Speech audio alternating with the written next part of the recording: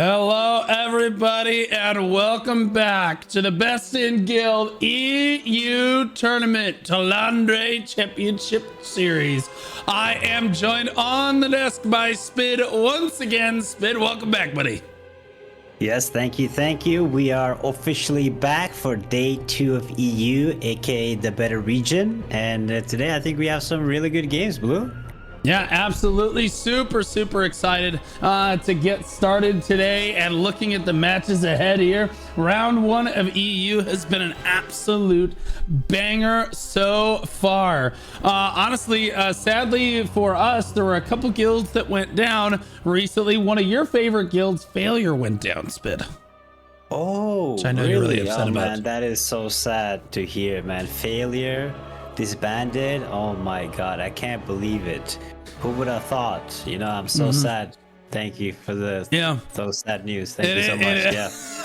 It is, but I figured you'd be all broken up about it, man. I figured you'd be all broken up. So a couple less matches today for EU, but hey, still hype regardless. Let's take a look at the first one for the day, as the map is already ready to go here. It's going to be Lunarch versus Arcadia in here. Lunarch hailing from the Cascade server, rank 3 in their alliance with Just Crits, WakaClan, and Minestrin. They believe that they're rank 1 overall on this server. They've won at least 2 sieges. At least that's what they filled out on the forum. They were at least excited that they won more than one there. They just want to be top 50% in this tournament because they just said they've just finished rebuilding. 1 month break, no practice. We're just gonna wing it. Okay, Lunarch, I see you just gonna wing it. They're facing off against Arcadia, which is on the server Judgment. In their ally, they're saying they're the second strongest next to Mythros, Omen, and Catalyst. And they are also the strongest alliance on their server. And they have 2 sieges won with a prediction of top 10. So it seems like from this card, at least, we're gonna get a good match. Yeah, this looks actually like these guilds are gonna be really close. Very excited to see this. Looks like it is a 48 versus 48 in the lobby. Both teams have 2 Cordy crossbows. Let's talk about pick ban a little bit before we just go ahead and jump right into the first match here, Spid. Looks like the Lunarch won the coin toss, which means Arcadia banned. Arcadia ended up banning Manticus, Chernobog, Pakalo, and Morokai. And the first map of the day, Spid, we are going to Azrael. Yeah, Azrael, I mean, it's one of the EU favorites. We saw a bunch of Azrael on the round 1 too. I don't know about NA. Did NA have a bunch of Azrael too? Yeah, we had a bunch of all 3 regions really like Azrael. Yeah, I mean, Azrael is a good map, you know. What I really like about Azrael is, you know, the ability to roast these guilds, because if they spawn from up top all the time, is pretty funny.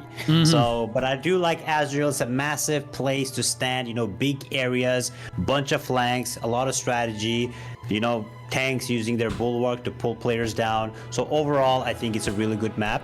But I am really excited to see the meta changes, because last time we didn't get the bouncing changes when I was casting, but now we actually have them. So I'm actually excited to see what kind of comms players are running. Yeah, a lot of guilds not very happy about the balance patch, but honestly, let's be honest, you can't make everybody happy. That's just the way that it goes. A lot of people were happy, a lot of people weren't happy. That's just the way that it goes. We are into the first match of the day already as Lunarch pours toward the Riftstone. I do not see Arcadia here quite yet, Spid.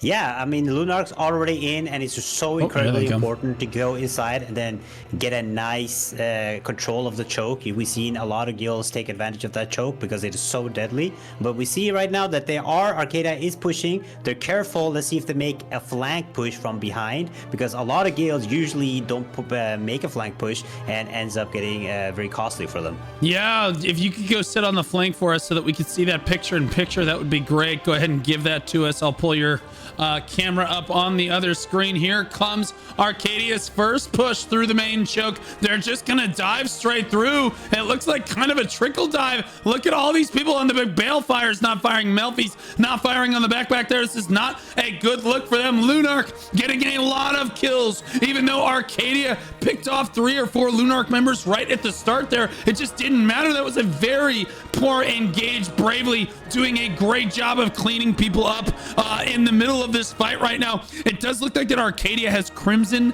and Dex are the 2 Cordy crossbows on the side of Arcadia. So those guys are the names that you really want to be looking out for there. And then on the other side, Lunarch is using Sakatsu and Krexpo are the 2 that you're going to look out for as well. But Lunarch with a really good first engage right there. Even though they lost a few members at the start, Spid, I do think that Arcadia made a huge mistake trying to go through that choke. Yeah, I mean, again, we see this over and over again is they do make the right push by going in the bigger choke. However, they don't send any flank teams. And we see so many guilds get punished like this because once you just send the whole guild through a choke, you're going to be at a disadvantage. You have to send some flank. So hopefully Arcadia will learn from this push and then try to send some flank groups around so they can get much better control. Yeah, Despicable's static right there. It's the second time I've seen them basically run in and die for no reason, contributing almost nothing to the side of Lunarch before the engage actually happens there. And now they're down 6 members. Lunarch down 6 members. But again, Arcadia tries the exact same push. If at first you don't succeed, well, I guess you should just slam your face against the wall until it works. And they're gonna try it one more time, Spid. I'm not sure this is a good thing for them. Look at Almadrea on the right side of your screen just taking care of business. A huge yellow kill feed. You cannot go through that choke like that, Spid.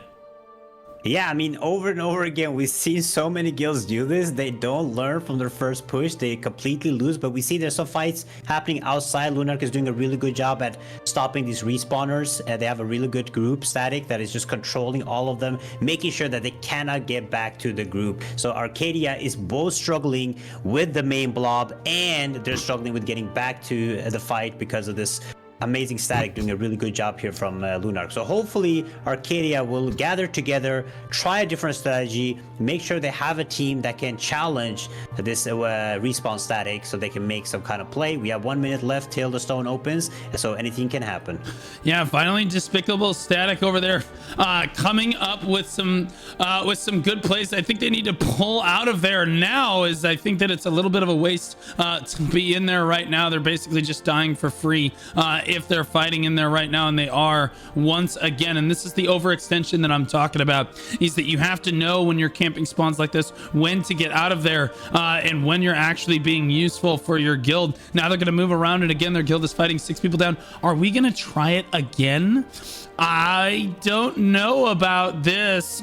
No, so again, Arcadia, I do think that they need to add some flankers. They need to have some people coming from the other side. There we go. There's a flank team over there. If you can check that side out for us over there so that we can see them engage. Yeah, there you are. Spit in the picture right there. They finally do have a flank team ready to push in from this side. It does look like that they're on their way in now, and that's the cue for the Arcadia main ball to go ahead and push through the middle, and they do manage to at least get through the choke point now. But look at that front line move forward for Lunarch right there, just diving in and trying to disrupt as much of Arcadia as possible. Look at these yellow health bars in the back line of Arcadia, really just getting torn up, but honestly getting some more kills this time. The flankers doing a pretty solid job on the side of Arcadia. There you go. The feed is not completely yellow this time, and that's what I'm saying, Spid. Finally the flankers getting in to do their job. Yeah, I mean, this was much better by Arcadia, but again, the flank group actually pushed in like way earlier, and the main blob was just standing around. So they actually killed the whole flank group before they even started pushing. So again, they have to coordinate much better. They have to push together. But Arcadia, again, this was a much better push. But we see that Lunarch already have the stone. They are getting the cap on it, and that will definitely change the fight a little bit more. But Arcadia is getting better. Again, they realized that the strategy was not working. They tried something different. It kind of worked, but again, right now it's just a stomp from a Lunarch side. But I do think Arcadia can make a comeback here.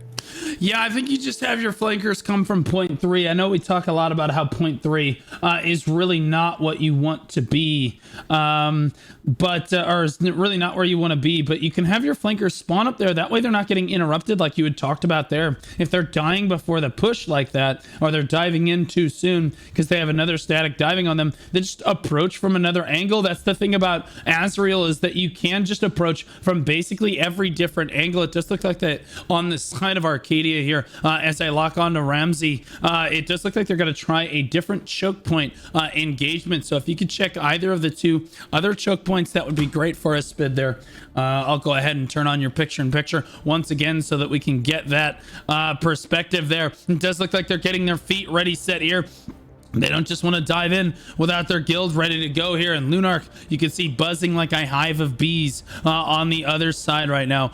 Strike standing out in front for his guild on that Crusader class. Despicables, Static just running in and inting once again here. Not really disrupting anything. This is not how you really want to disrupt regroups. That didn't really disrupt anything, as Arcadia wasn't ready to push yet anything. Anyway, if you could check the other one more. This is the only perspective that they're really coming from, it looks like right here. No flankers. Oh my gosh.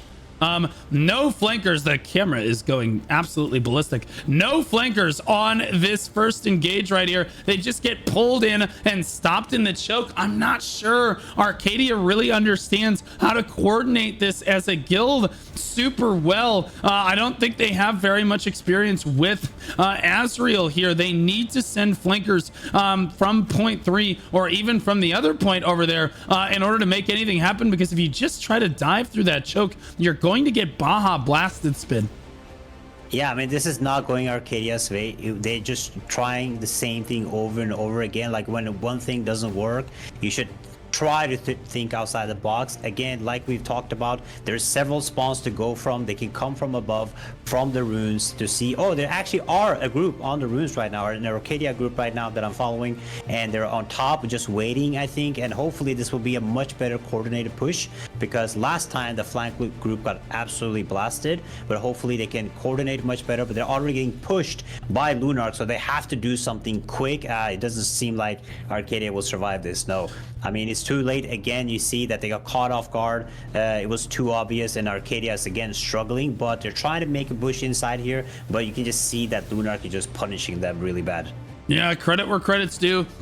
At least they did try something. It just took a little bit too long to regroup, and Arcadia had snuffed it out already. Their static basically ran up there and was able to get in position before Arcadia was ready to push. You really do need to try to like hold your spawns, wait, then everybody spawns in where they're supposed to, whether it be point 1 or point 3 for the flankers. Then everybody spawns in on their points. Everybody runs to their designated area to try to catch Lunarch as off balance as humanly possible before the push happens, because you can't just push through a shiny choke like this with no flank squad coming in to support you. You're just gonna get blendered. Yeah, I mean, now at the runes, they're all regrouping Arcadia, so it seems like they're sending the main blob from the rune spot, which is, we've seen it over and over again. It actually works. If you do this push correctly, you can get flanks down, and you can use the big area. It's really effective. So hopefully they send a flank through the other chokes. Can you see? I'm going to go to one of the chokes to see if they're actually sending some through there, and then you can keep an eye on the main blob. Absolutely, that'd be awesome. As we see Arcadia already, oh my gosh, they're just gonna fly down. Spit, I'm not sure about this one, trying to catch Lunarch on a position, but Lunarch says we're the butterflies here. We already know how to fly. Arcadia lands, and it's, oh man, it is really rough out here for the Arcadia members, landing just like that. I didn't see any flankers really coming in on the other side of it, but you have to give Arcadia credit. At least they're trying different things here. This is exactly what you want. You do not want to do the exact same push every single time, Spid. You already know that won't work. You do not help the morale of your guild. You do not help your guild learn by just continually doing the same thing over and over and just hoping that it will work this time. That's the definition of insanity right there. So credit where credit's due to the Arcadia shot caller. I do think that he's actually doing a good job. He's at least trying to push from different perspectives, but sadly I think that without multi-pronged pushes that are well coordinated, I think they might come up short here. They did get a cap on the point though, for what it's worth, Spid. They're at 14%. They only have 14 people on the point, and they're trying to rally people to the point, but they did get a cap. Yeah, I mean, this is really good from Arcadia because now Lunarch is panicking a little bit and positioning close to the point, which leaves them, Arcadia, to have a much better positioning because right now there's nobody watching the chokes, there's nobody watching the spawns, and this is a good time for them to actually make a play here. But again, like we said, they need to try something different, which they are, and it seems that they're getting closer and closer. And again, we've seen so many times somebody that gets the first cap, if a guild is able to get the second cap off, it is really hard to take it back again from Lunarch. So hopefully they can hold them off here, but Arcadia again trying something different. It's a really close fight, but again Lunarch is just punishing them on top of the point when they get the regroup going. So they need to keep trying. I think if they try this same thing, have some flanks, have a main block push from several sides, I think they can make a play here. Yeah, at least they're fighting on to the point now, which is a good thing. I am concerned. Oh, they're spawning at the upper spawn, Spit. I guess they just lose then. You cannot take the upper spawn on Azrael and expect to be winning at all. They did have some momentum there for a second, sadly. Again, I think it's just inexperience of the Riftstone. They're not exactly sure what they're supposed to be doing. When you're trickle spawning back to this Riftstone, you cannot be using that upper spawn. You can use the upper spawn, that spawn point 3 up there, for a regroup if you're on the disadvantaged side, and then try a big push from that side. But trying to fly back from there is twice the run distance as the other spawns.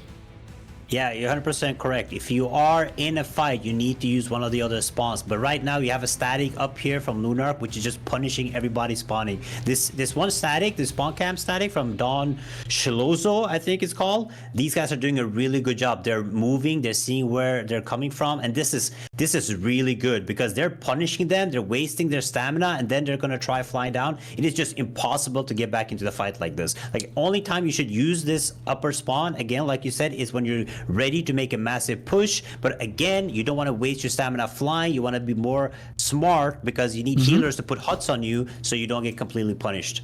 Yeah, that static has definitely gotten a lot better. You notice at the start of the fight, I was like, well, I don't know. They're kind of just inting at the start of the fight there, and they've gotten a lot better as the fight is kind of settled in at doing their job and trying to disrupt that spawn there. Lunarch, I think, finally starting to spawn at some of the lower spawns now, trying to avoid that static. And again, you do need to basically try to spawn at the lower spawn if you want to avoid that static. They're spawn camping you up there. It's twice the run distance as the lower spawn, so they're really struggling. Now a lot of them are coming. A lot of Arcadia is starting to spawn at the lower spawns. Look how many more people they have on the point now. Spent 25 now as they start to shoot up, and it's starting to get a little bit closer to Lunarch now as Arcadia shows signs of life. Yeah, I mean, Arcadia is doing a really good job now. You see some of the tanks are on the edge trying to hook players down, which is really good. When you can't win a fight, you have to try something outside the box. And pulling players down just like that, but right now he got turned all the way around. The Lunarch tank saw the tank doing it, and he swapped down and threw him down. So again, I mean, using the map is so incredibly important, and right now Arcadia is doing much better. They have to be smarter with their spawns, trickling in together, you know, with your teams, and avoiding that spawn ganking team is so incredibly important. But again, they are trying. They haven't given up yet, so I think we still have 10 minutes to go. Yeah, it's looking a little hard for Arcadia, but it's not a complete shutout. If we take a look over at the leaderboards over here, if we look at the defeats, it's definitely very Lunarch favored, obviously, with the top Arcadia vendor player Valetu, that staff dagger player, doing a great job on behalf of Arcadia to get in there. Lunarch dominating these leaderboards right now, though, for pretty much every part of it, although you see Crimson, Hydro, and Valetu down here kind of rounding out the bottom of the leaderboard. So Arcadia is battling back. This is not a complete shutout. They are doing what they can in this matchup, so credit where credit is due. Obviously damage taken, the front line doing their job there. Amount heal, Lunarch basically dominating the leaderboard again, and that's the most important part. Melis the top healer on the side of Arcadia, so good on him for making that happen right there. Finally, they are at least starting to get caps though, as it were, Spin.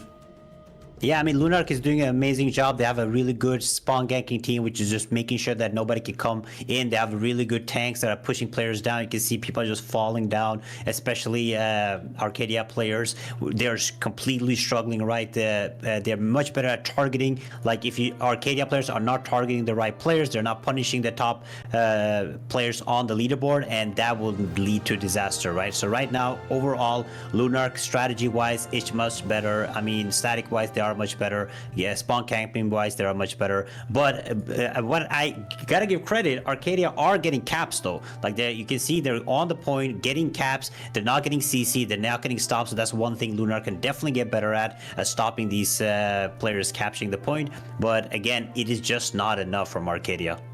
Yeah, I completely agree. I think that, they have 33 people all of a sudden on the point here on the side of Arcadia. They're actually climbing in percentage. I'm not sure what happened with Lunarch. I think they have 2 statics now up top trying to camp spawns, and now Arcadia has started spawning at the lower spawn, and now they suddenly had more people on the point, surging up to 22% there. Over 30 people all of a sudden. Arcadia able to rally this many people onto the point, but Lunarch is starting to respond to bring people back now up to 40 on their end as they start to wipe off the rest of Arcadia. Yeah, I mean, this was a really good push from Arcadia. Again, I mean, changing the spawn up, making sure that the spawn camping team cannot be camping them was really good. But again, once Lunarch regroups and they all come to the point, it's just a one-way shutdown, right? But again, Arcadia needs a team that can actually keep up with the spawn camping team to keep them busy, to stagger them. Because right now, the spawn camping team is just stopping so many players, right? You have to imagine, when a player dies, your team is still down there. 1 or 2 players are coming back down, and they don't have a healer, so they're just gonna die before they can even fly because of this Lunarch team. So again, they need to have a team that can shut them down, so they have a better chance at getting on top of the point and getting the contribution up. Yeah, I think that Arcadia's primary issue here is that they're taking the upper spawn and they're allowing themselves to be spawn camped really hard. And again, I think that this match would be a lot closer. You saw just how many people they were able to get onto the point when they take the lower spawn just for a few seconds, and they catch those spawn campers out of position, force those spawn. Finally, there goes Despicables. They've realized that they've run across here. They're trying to catch the Arcadia spawners, now going to the lower spawn. Now they're like, oh crud, we have to come all the way down here. You see just how effective it is for Arcadia when they're spawning away from this spawn camping static on the side of Lunarch. And again, if they just designate one static to constantly be fighting, this Despicable and his group of his static group here, just 6 people versus 6, even if they're losing, they should be able to spawn up and come right back and disrupt them enough that everyone else can at least run back into the fight, and that would be a relatively reasonable trade for you. But instead, look how many people are out here trying to kill TMS right now, guys. This is not what you want to see on the way back for Arcadia here. They just don't seem to understand how to deal with a static group that is putting on this much pressure. I was gonna say Ramsey's at like 1 HP, but Sukhoi finally gets the right idea. He says, okay, never mind, this isn't worth it. But by the time he realizes that his guild is just entirely dead, Spit. Yeah, I mean, Lunarch's team, this Despicables team, is doing a really good job, though. They're really good at knowing what spawn they're at, moving really quickly, keeping them busy. They're doing the exact job perfectly, which they're supposed to do with the spawn ganking team. And Arcadia has no answer to this. Again, like you said, nobody's sending them, nobody's contesting them. They just have complete free reign. And sometimes they even have 15 players on them, which is really not a good plan from Arcadia. So right now, they're just getting completely shut down in the choke, and Lunarch has this under control. Yeah, I mean, you do have to understand how to deal with spawn campers. You just need to have a static that's kind of designated to say, okay, at least occupy them. If they want to try to spawn camp you, you just put, you know, an equal number of your guys on them, or even 3 or 4 of your guys would probably be fine too. And just stay on top of them, occupy their time. Even if you die, it's not that big of a deal because the rest of us are getting to respawn and run back to the fight in a reasonable manner. Spawn camping is a pretty normal thing that you have to deal with, especially on a riftstone like Azrael. It's sad to see it be this effective in this case, because we're just not entirely certain how to deal with it. Either way, Arcadia is pushing through. They do manage to get a fair number of people onto this point now. Look how many people, look how many red health bars are finally making it onto the point here, as Lunarch's starting to struggle a little bit to keep the red health bars at bay. There's the cap going through here as things shift a little bit more red into the final 3.5 minutes right here. It gets interrupted on the cap on the front line. Looked like ERW got in there. Joanne Liberty down there doing their best to try to help secure that cap on the point. Half, 60%, 70, 80, 90. Are they going to get the cap up? They are. And they have 40 people rallied onto the point. That's an awful lot of red health bars, 21% and climbing for Arcadia as they start to lock in here, Spid.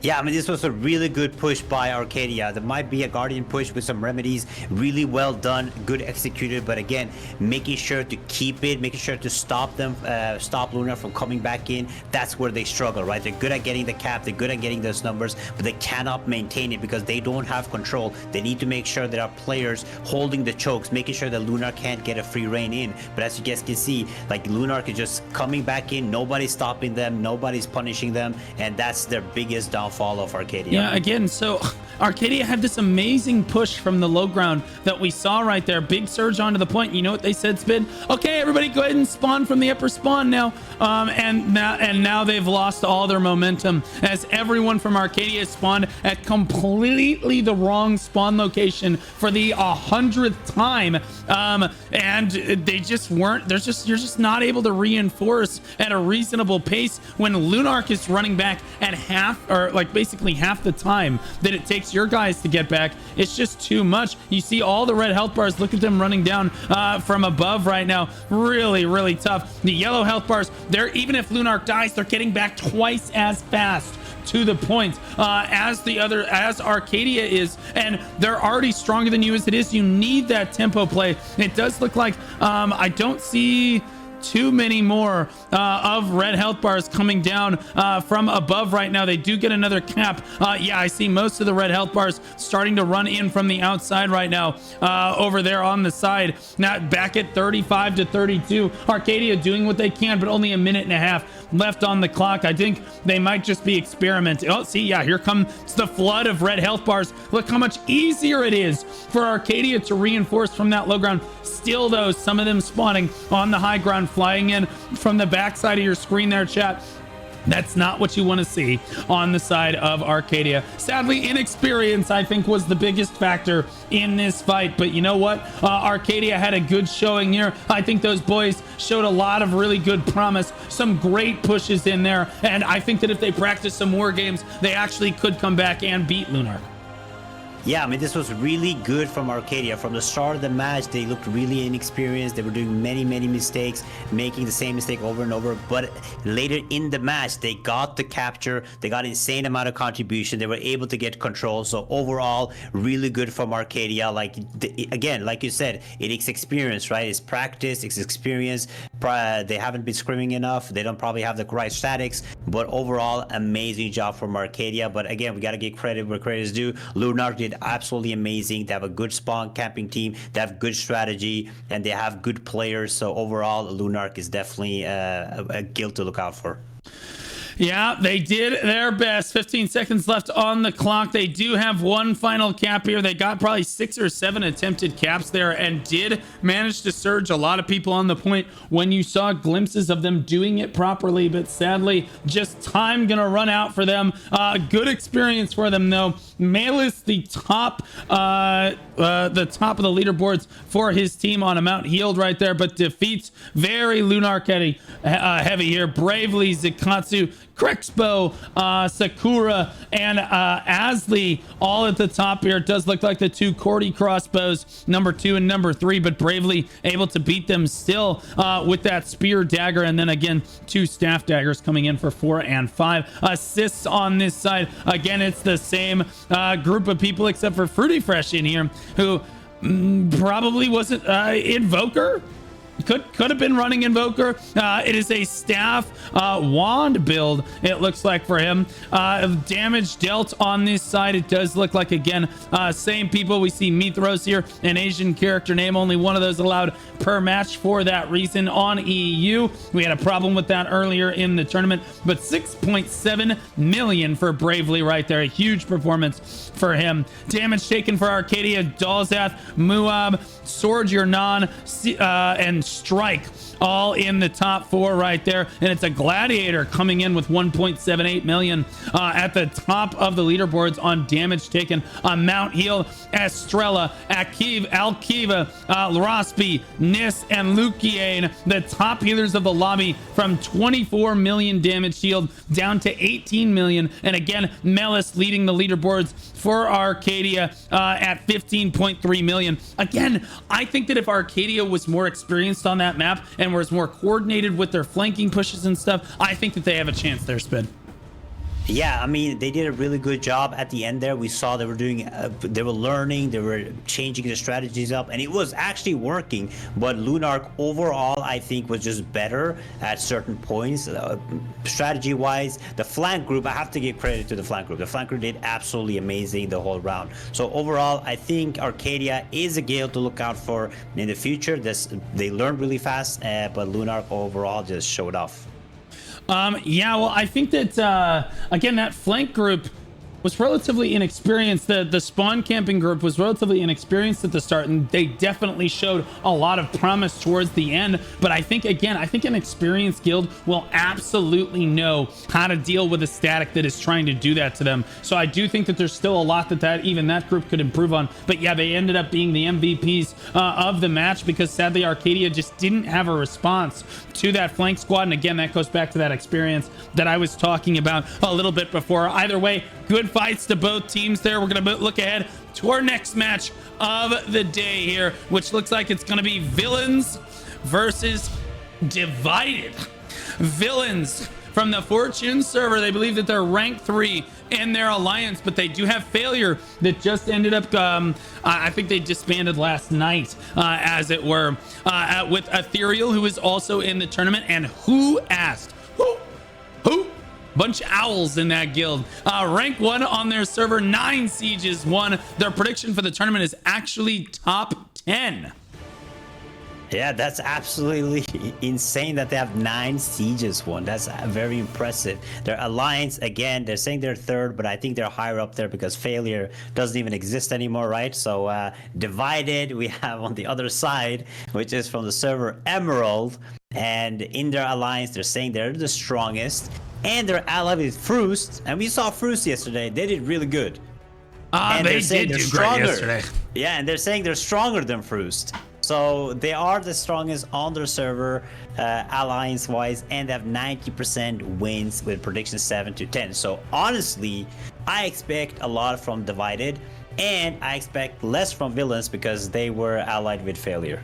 Yeah, honestly, again, Failure was a very, as much as Spid might not like to admit it, guys, spoiler alert, Failure was one of the strongest guilds on EU. Definitely extremely competitive, and for them to go down the way that they did, again, makes Villains a lot stronger, because they spoke with their leadership core. They said they would just have a lot of their members end up playing with the other teams, in this case Villains. So Villains probably going to be juiced up here. Divided certainly going to have their work cut out for them. I'll let you cover pick ban this time.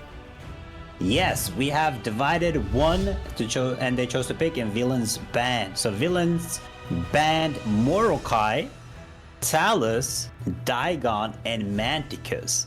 And the map we're going to, I'm really excited for this. Oh, because baby. We're getting some juice. Mm-hmm. We are going to Adentis, and I'm not gonna lie, Blue, I really like a dentist. I don't understand why players don't pick it more often. Like going through that window, you know, there's so many different strategies. You can come from beneath the underground. You can come from the chokes. There's so many different strategies to use here. So I'm really excited to see a dentist. And not only that, like you said, villains might have gotten some boosts from failure players, and Divided is the strongest in their alliance. I think we're going to get a really good match here. Yeah, I think that this is going to be pretty cool. It's the first time we've seen a dentist on EU here. Certainly one of the more favorite maps from the NA, or well, the NA scene, I believe, used it once, if memory serves so far. But in the T1 tournament, all of the tournaments, a dentist was one of the most chosen maps in that tournament. A lot of strategy that goes into this one. Let's talk a little bit about the Cordy crossbow users. Divided has 2, Yazrog and Oof Viper, and there are 2 on villains as well. So Taizai and Pebble, and I think that Cordy might have a little bit.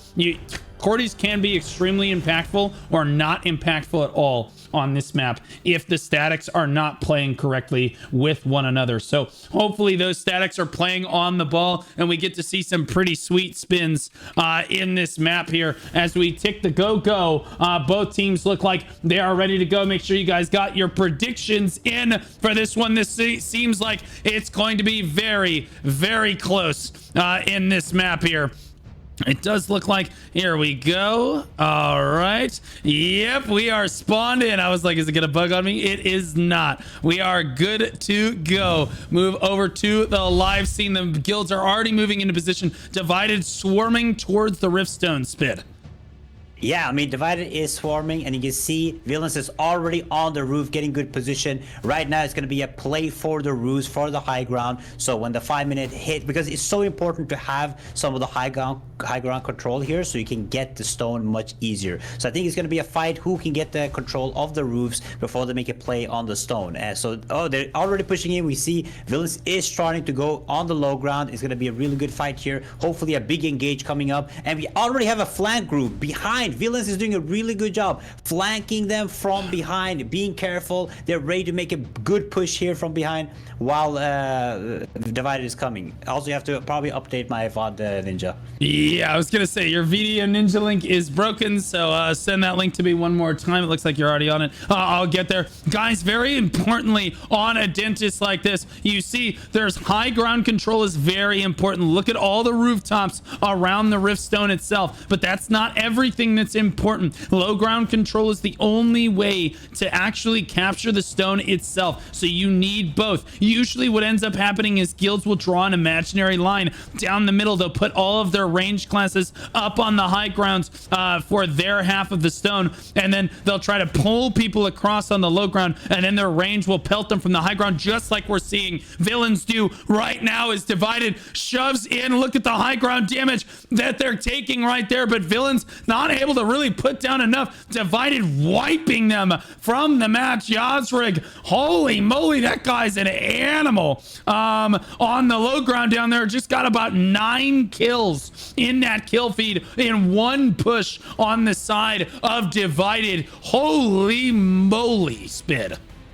Yeah, Yazrag is putting in work right now. Again, Cordy crossbow in, because you have to be inside the point to actually get the point, right? And the Cordy crossbow is going to be absolutely deadly here, and Yazrag is using it to its full potential. Villains are doing a good job flanking from behind. They're getting a high ground control and stuff, but overall, like, Divided is not letting off the gas at all. So it's going to be an uphill battle here for Villains, but it's still, again, the stone hasn't been open, and we see so many times that the fight completely shifts once the stone is ready to get captured.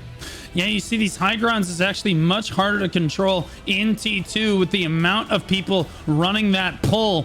You can basically just push into the other side and the dynamic changes entirely. You just pull all of those people standing on those high grounds. Those pigeons, you pull them to the low ground. Villains with a surge right now over on this side. Divided getting completely routed. A big red feed on the side of Villains. This is not going to be a shutout with 1 minute and 30 seconds left on the clock. It's It's an all-out bare knuckle brawl on the point right now with definitely a lot more red health bars than yellow right now. Look at that kill feed as Villain starts to rally. New King from the high ground, and that's exactly what I was talking about. He gets pulled to the low ground and immediately blown up on that one. And again, that's the problem with these people standing on these high grounds now, is you're just going to get pulled down to the low ground. That makes this stone even more dynamic right there. If we look over at the leaderboards before the stone initiates, you can see Villains divided, Villains divided, Villains divided. And it's very back and forth, Spid. As we look over at the other side, who's winning the healing battle? Divided barely is winning the healing battle, but it's heated right now. And every aspect of the leaderboard, Villains has brought it back. We have a match on our hands here, Spid. Yeah, I think this is going to be the closest game that we're going to get on EU from so far. And overall, it's such back and forth. We see Divided winning, then we see Villains winning. I don't know which way it's going to go. We see this good control. There's fights happening on the spawn right now. It's really equal. They're fighting the spawn camping teams and just keeping each other busy. I'm on top of them right now, just watching. And overall, nobody's dying from these spawn camping teams. They're equal. So overall, the spawn camping teams cannot make any difference, like we saw in the last game. So all depends on how they perform, what strategies they use around the point. Are they able to cap? Are they able to stop the cappers? It's going to be the main important thing here, because these spawn camping teams are, I think they're equal.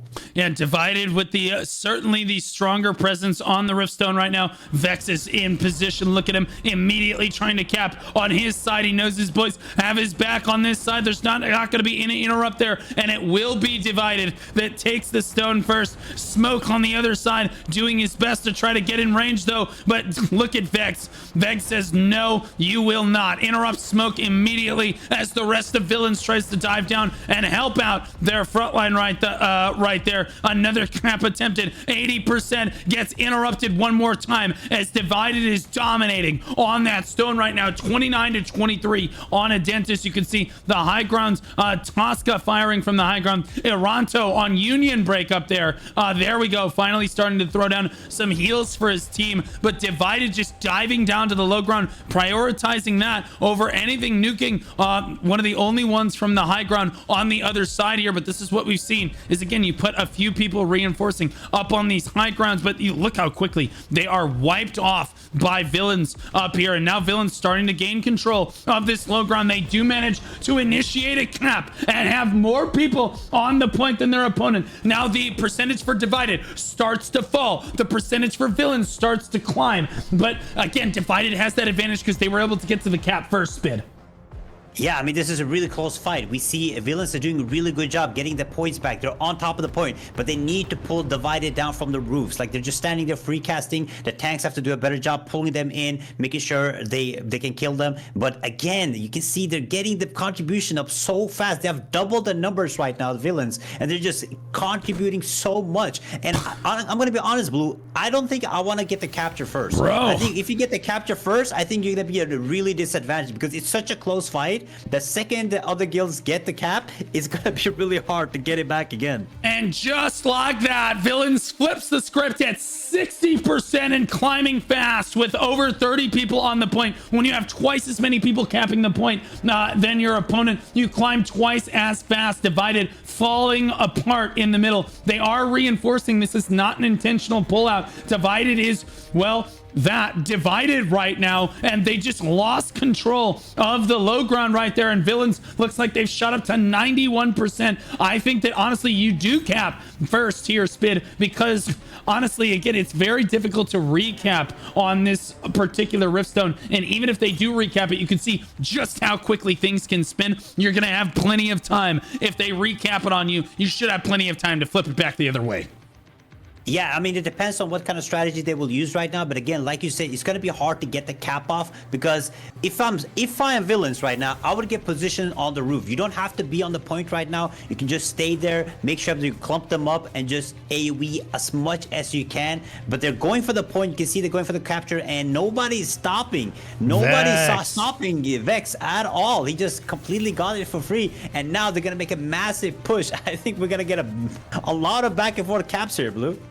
Yeah, Vex looking really good there. If you can give us some boots on the ground, perspectives of some of the highest DPS in the lobby, that would be awesome. Another cap does come in for Divided right now. They immediately shoot down to 10%, but start to regain control of the Riftstone now as Divided tries to rally this one back. They do have 16.5 minutes, so plenty of time if they want to slowly creep themselves to victory here. But I think that they want to try to cap this as quickly as possible as they're trying to reinforce. But honestly, Villains rallying back super fast. This is a very close match. If we look over at the leaderboards one more time, you can see it's Villains divided, Villains divided.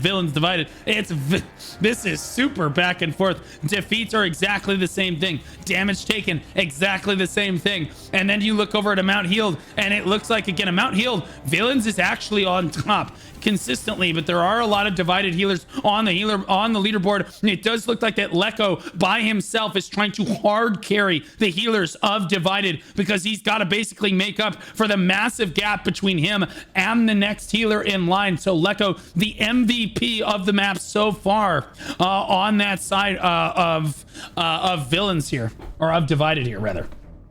Yeah, I mean, right now, Villains are struggling. They are getting caps off, but they don't have enough numbers on the ground. The problem is they're too clumped up. They need to use the space. There's a big circle around, right? They want to use the space. They want to make sure they're getting backup from the roofs, too. But right now, the Divide is using a really good job just shutting them off. Like, the second they come in, they just get absolutely blasted. So, Villains, they have to do a different strategy. They have to regroup. You can see they're on the roof. They're trying to get better control. But, again, they're getting punished by spawn campers. And not only that, they just don't have position inside. Yeah, Divided gets control of the Riftstone, and look at their percentage shoot up on the right side of your screen. Look at the kill feed, looking much more yellow dominant right now. This is how back and forth this fight is. It's super snowbally. One guild can take it in under a minute. Back and forth like this, shooting up to 69% out of basically nowhere, as it looks like Villains trying to rally desperately back to the Riftstone, but it's going to be too little, too late. Tosca trying to fire from the high ground, gets pulled down to the low ground down here and immediately blown up. Excellent play by the tanks of Divided's front line, 87% and climbing now, and it does look like they will secure the cap in just about 60 seconds from about 10%. That's a little obnoxious. Villains losing control. Yeah, Villains got really punished right there, and you see they're just getting blasted inside the choke. They're all coming from the same choke. Nobody's flanking. Nobody's coming from the side. They're panicking a little bit. They have to think that there's 13 minutes left. Only 7 minutes. Not even 7 minutes have gone by, and it's been 2 caps so far. So Villains, they have to keep their head cool. They have to do a much better job. They cannot go through this choke. This choke is absolutely deadly. There's a reason there's roofs everywhere, right? There's several chokes to come in from, so they have to be smart here, because right now Divided just has an incredibly good control. They're on the roof, they're on the choke, they're not letting them move at all, and they can't even get inside Blue. Yeah, Villains needs to come at this with another approach. They need to all spawn at a different location, as it looks like a lot of people just trying to funnel through a tiny little choke point. That's not what you want to do in a close match like this. You need to come at it on even footing or better footing. You've got to have all of your players spawning from different locations. Call for your statics. All 3 spawn locations you can see in the top right of your screen. All 3 spawn locations are just about equidistant from the Riftstone. Have all of your statics come from different locations so that they can't spawn camp you like this, and then you end up collapsing down on the rift, making as much chaos as possible. And that's exactly what they're starting to do here, is they do manage to initiate a cap, but they only have 22 people on the point. Can they get more boots on that point? It is neck and neck. One guild member is the difference right now. If one person steps onto the point more than their opponent, they will get more percentage. But it looks like Divided rallies strong onto that point. Not so divided now, are we? Down to 4% and falling. It looks like Villains gonna lose control of yet another cap on this one, when they looked really strong initially here. Yeah, I mean, you can see on the leaderboards too. I mean, Divided is doing a really good job. They are targeting correctly. They're targeting their top DPS. I keep trying to follow some of the villains' DPSs, but they just get instantly shut down. So again, the target acquisition is really good from Divided. But right now, Villains is making an insane push. They have taken complete control, Blue. They're taking the control and they're getting contribution really, really fast right now. And Divided, I don't know where they are. They are literally divided absolutely everywhere around the map, while Villains is doing a really good push here. Yeah, this is actually just absolutely insane. Nuking not having a very good match here, as every single time he starts the fire, he immediately gets pulled down to the low ground. I try to lock onto him several times. He just gets pulled immediately down. Maybe you should try a different approach there, Chief, as it's not working. A big surge onto the point for Villains right now. Divided starting to lose control, and look at the swing back the other way. It's going to take, again, 1 to 2 minutes for them to recap this. If Divided cannot get onto the point, they have a lot of people in the area. They need to step up onto the point if they're going to keep them from getting it. Look at that. There we go. Finally, they're starting to get the idea. Mori believes that they don't have to contribute to the point right now. They need to just try to pump damage, and that's the decision that you need to be able to make as a DPS. Now you're not contributing and you're not doing damage. Holy moly. How do you feel right now? The POV of someone that chose the wrong thing. Next time, be there for your guild, maybe. Schuler in the middle of everything, trying to do what he can, but again, firing from this high ground, just not the play. And in a lot of cases, in a match this close, you really cannot afford to just stand as a pigeon on the high ground, because one person can be the difference. And let's be honest, you're just going to get pulled down immediately. I would agree, Chad. Another Zoop's POV spit.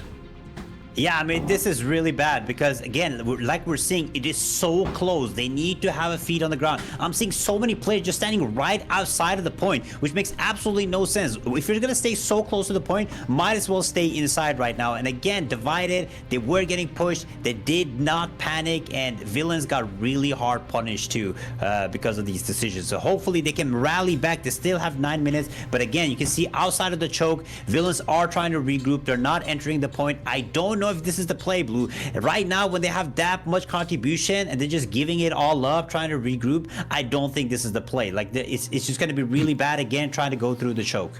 Yeah, I kid, of course. Zeus, I'm sure, is a great player overall, but it does look like that Villains losing control right now as Divided starts to get their members onto the point. There's Nuking again. Just got pulled to the low ground as everybody saw that. Every time that guy comes up to the high ground, okay, this time surely, and then he gets pulled down and immediately killed. Every time, buddy, it's just not working. Just stop doing it. It's making you a target. It makes the tanks are looking to pull you from that high ground. It is just not the play. There he is. He's on the high ground one more time, and you can see just how well that works out for him as he immediately has to run for his life. Over here, he finally goes to the low ground, and look at that. It's safer down here. You're contributing to the point down here. Divided shuts the door on the Villains cap right there, as it was looking super good for Villains for a moment. And now again, look at how much harder it is for them to target you when you're standing with your boys. Right now, Villains trying to come through.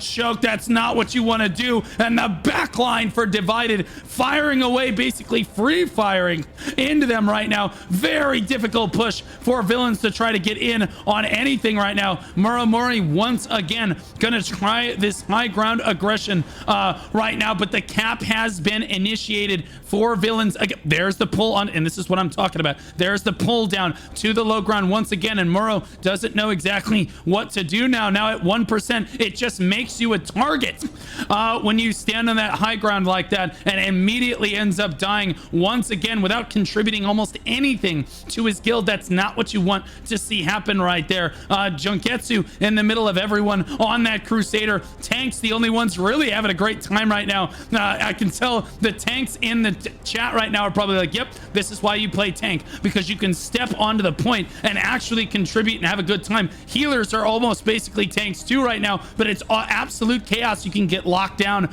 in a moment's notice. It's the DPS that are having a really, really hard time right now, and that's why I'm calling them out, is that the strong DPS are going to be what is going to make the difference right here. Muro again trying to do what he can from this high ground, but immediately gets jumped on by Hop with that spear right there. He says, get out of here. But Murrow goes over to the other high ground and immediately gets pulled down. And wouldn't you look at that, at 10% HP, stunned up on the point already and dead again on this one. That's the problem with playing DPS on a Dentist. You might as well just commit to the low ground and try to play the outside of the fight like we're seeing these guys do down here. Again, look at Nuking. Finally has figured it out on this low ground right now. He steps on the point when he has to, and then he steps off the point when he feels like he's in a lot of trouble. Here's Lecco, the top healer for Divided right here, standing on the point. You can see him skirting the outside of the point right here, just barely contributing. He's still contributing for his guild, and he's in range of his statics to make sure that everybody in his team is healthy, and he is the one making the difference, the MVP, in my opinion, of the match. Divided shutting the door on yet another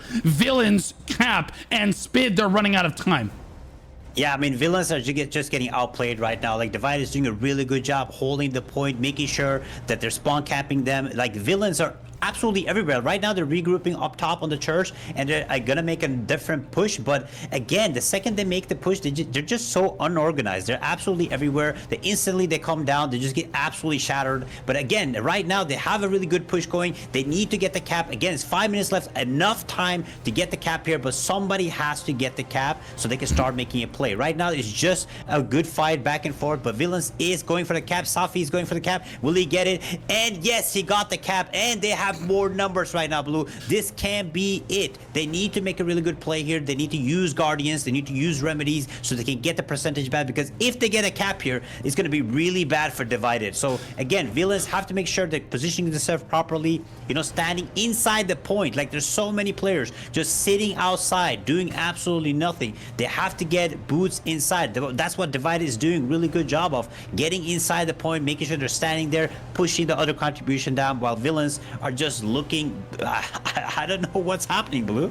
Yeah, Villains definitely doing what they can here. That cap initiate was so important for them. The front line for Villains showing up in a big way here to make sure that they can make something happen like this. Shale Crazy, though, trying to stand tall for his guild right now. Toma in the middle of everything as well. It's an all-out brawl. Everyone diving to the point, and it looks like it's Divided coming out consistently on top. Enki right here. It does look like, again, another healer trying to dance around the outside of the point to the best of his ability. But again, that's not going to help you. 2% on the cap. They cannot afford to lose this cap right now. 1% down it's going to go. Divided going to shut the door again. As narrow as this is, it's Divided coming up with the W's on this one. Nuking trying one more time to fire from the high ground like this. He says, okay, now I'm going to fire from this high ground. It's gonna be okay. He's starting to get some never mind, and we're back. Okay, and he's dead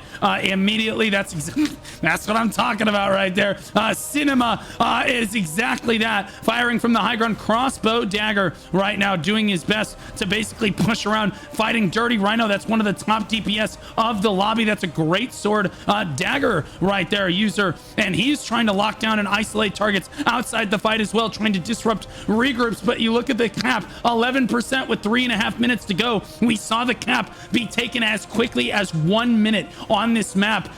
So that's all they're really going to need at the end of time remaining. But there we go. Villains starting to surge forward. Do they have enough time remaining to get it to 100%? I'm sure the shot caller at this point is just saying, okay, everybody get onto the point. 30 people surge onto the point for Villains right now. Divided, starting to get routed. Look at the kill feed on that side, looking awful red. We'll see if they can turn it back around. Now it's more back and forth, but it looks like Villains has more people on the point overall. Spid, this might go back the other way on this one. Under 3 minutes to go, and Villains up at 25%. They've got the time. Do they have the coordination? They have to do a really good push here. They are on the point, but this, you see so many players are just standing right outside. You have Uzara right here, just standing outside the point, and he is a tank. He's supposed to be on top of the point. He's just throwing it right now for villains. Like, villains can't take this. It's 2 minutes left, but all these single players just, like, look at this guy just standing on. Why are you standing outside of the point? Like, what are you doing? Like, there's so many players just standing outside, not getting in. They have 30 players, but it's only 2 minutes left. They have to get on top of the point, especially as a tank.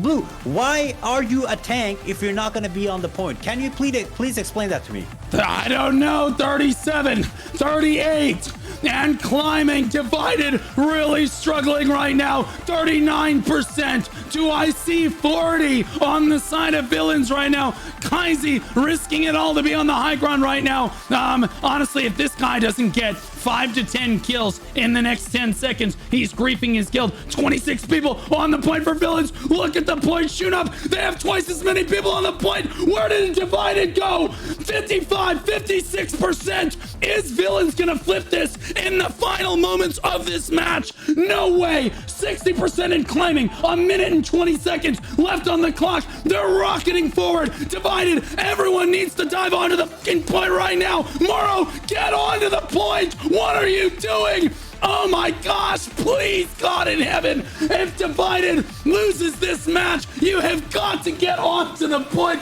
1 minute on the clock, 65%. Divided finally regains control of this one. Spit is so close.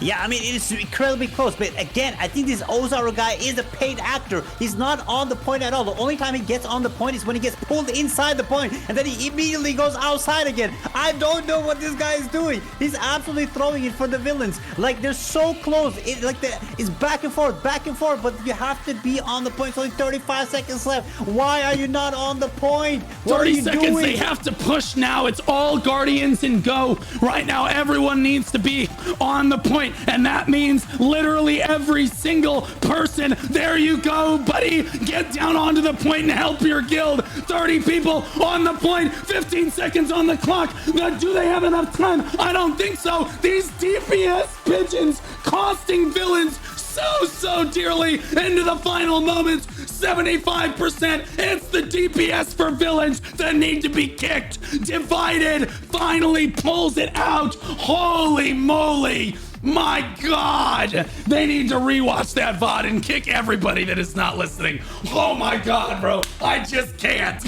I can't, bro. When you're in a position like that, look, I understand you want to fire from the high ground because it's more DPS, but at the end of the day, you're under a minute left on the clock, and it's the difference between winning and losing is you just stepping forward about 3 meters and sacrificing high ground position. You do what you got to do. Divided did what they had to do. For what it's worth, top kills of the match, Nuix, Sladinsky, Dreamscapes, and Stones on the Spear Dagger, Staff Dagger, Staff Dagger again, and then a Crossbow Dagger coming in on Stones right here at number 4. 7.1 million damage down, 7.6 from Sladkiss, million damage dealt for him as well. So amazing match for their guild right there. Damage taken 2.8 million from Shawtini, the Crusader on the front line there. Schuler on the front line. Vuzni, Tiriki on the honestly on the healer right there as well. Let's take a look at the top healers of the lobby. Leko carrying Divided, the hard carry of the entire guild. This stone came down to mere seconds. Think of the amount of people that Leko saved in this lobby to make sure his guild succeeded. When we looked at the leaderboards before, guys, again, it was only Leko, and then it was like 3 to 5 villains members, and it was Leko that was making the difference for him and for them in this lobby. Look at the gap between him and the next healer. It's not even close. 23.9 million to 16.3 to 15.9, 15.5. Good fights to all of the top healers in that lobby. Zorgold coming up big for his team as well. Oh my gosh, that was so back and forth, Spin. What a match. Oh my god, what a game. Like, it came to the last minute, not even minute, seconds. But again, it's the villains players not standing on the point. We talked about this. I know people can discuss, yeah, but the DPS are supposed to stay far away and damage. At the end of the day, if you're not standing on the point, you're not getting contribution. You were literally 20% off. And I'm not gonna lie, I think the players that threw were definitely the failure players because, again, they disbanded and went to villains, right, Blue? That's what happened? Yep. I mean, it's pretty obvious, you know, like Divided, yeah, took the W, villains. I mean, villains lost the game. That was a win. That was so winnable, but they just took the L. And, you know, all good to Divide. You guys played it good. You were there. You stood on the point. Even if your DPS is, even if you can't survive, you're standing on the point, making sure that villains cannot get it. Good job. Yeah, they did a great job. Both guilds certainly had moments where they looked like they were on top of it, and everybody really fighting it out. I think that at the end of the day, it came down to the DPS. The healer, like I said, MVP of the lobby, obviously, but it's easiest for the tanks and the healers to stand on the point. It was the DPS that really had to understand, like game knowledge wise, when can I step forward and stand on the point and contribute for my guild versus when can I get some damage down. And ultimately it was Divided that had more DPS that really could make the difference like that. And again, we saw a lot of the failure DPSs during that lobby. We did not see them even on the front page. And that's why I was trying to call out, like, guys, this is not what you necessarily want to be doing here. You saw a lot of the top DPSs again, basically fighting on that low ground, trying to make sure that they were on and off the point, trying to draw as little attention to each other as possible. Divided's DPS ultimately end up winning out. They were the stronger guild today, but it was good fights to both guilds. Villains, you guys had a great showing right there. That was absolutely fantastic. It's time to look ahead to the next match. Go ahead. Yeah, I have to say, before we go to the next match, imagine leaving Divided to join Villains to lose to Divided. Now we can go next.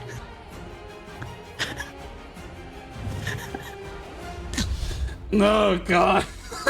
Anyways, I'm not gonna say it. WakaClan. We have WakaClan versus HAFEN. WakaClan did not disclose what server they're currently on, but they are with just crits, Umbriel, and Goblins. I believe that Umbriel ended up folding, so F's in chat for them. They believe they were rank 1 alliance on the server, at least they were. Sieges 1-4, and then they said their prediction is to get 2 to 3 wins. They said they're the one and only German guild, probably the last full German guild left on EU. I'm not sure if that is necessarily the case, but they're fighting HAFEN.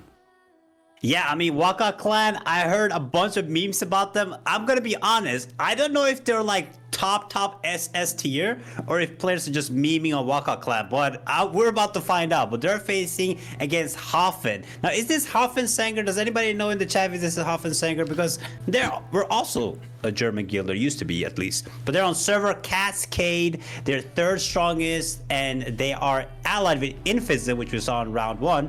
Hype, which unfortunately disbanded 07 Hype, and Dot Hacks, which is a good PvP guild, and their strongest on their server Sieges 1 are 5, and their chat PvP is apes together strong.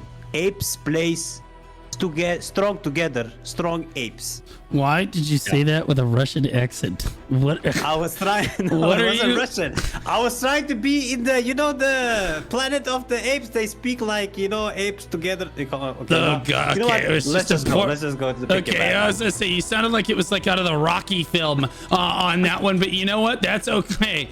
Big strong guild. That's what we're focusing on right now. I wonder if the WakaClan has anything to do with Wakayashi. At the end of the day, maybe the streamer himself. I could be wrong about that. Either way, let's talk a little bit about how pick ban went. Going back. Whoops. To... Oh, hold up. Wait. Oh. Sorry. Oh. OBS like pooped itself right there. Okay, go through the bans again. Yeah, OBS absolutely pooped right there. It's okay. We've fixed it. We're good. They were like, you have so many sources in here right now. It just didn't load them in. That's okay, though. It's all right. We're back now. All right. So it looks like WakaClan did win the coin toss. So they chose to pick HAFEN banned. HAFEN banned Leviathan, Manticus, Talus, and Digon. The choice, once again, we're going back to Azrael, Spid. Yeah, back to Azrael. I mean, we like Azrael, but hoping to get a really good match on Azrael. Again, it's a great map. You know, many strategies to use, a lot of chokes, and a massive space to fight on. So hopefully we're going to get a really good fight. And I'm actually really excited to see all the memes of WakaClan. So hopefully WakaClan comes in here and shows off. Or I'm afraid that the memes might be true.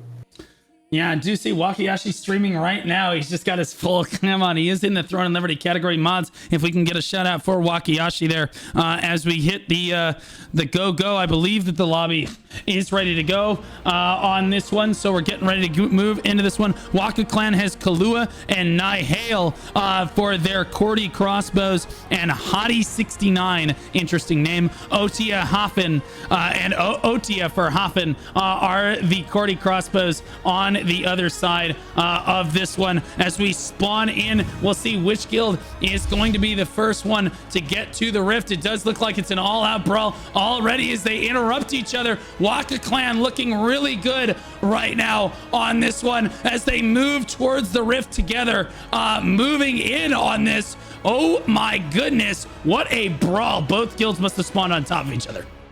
No, HAFEN actually went all the way in. They sacrificed half their guilds just to get the control on the choke. I don't know if this was a good plan, but overall, again, getting the control of the choke is incredibly important. I think HAFEN has it for now, and Waka is trying to push through, and they're doing a good job. But again, we don't see anybody flanking yet to blue.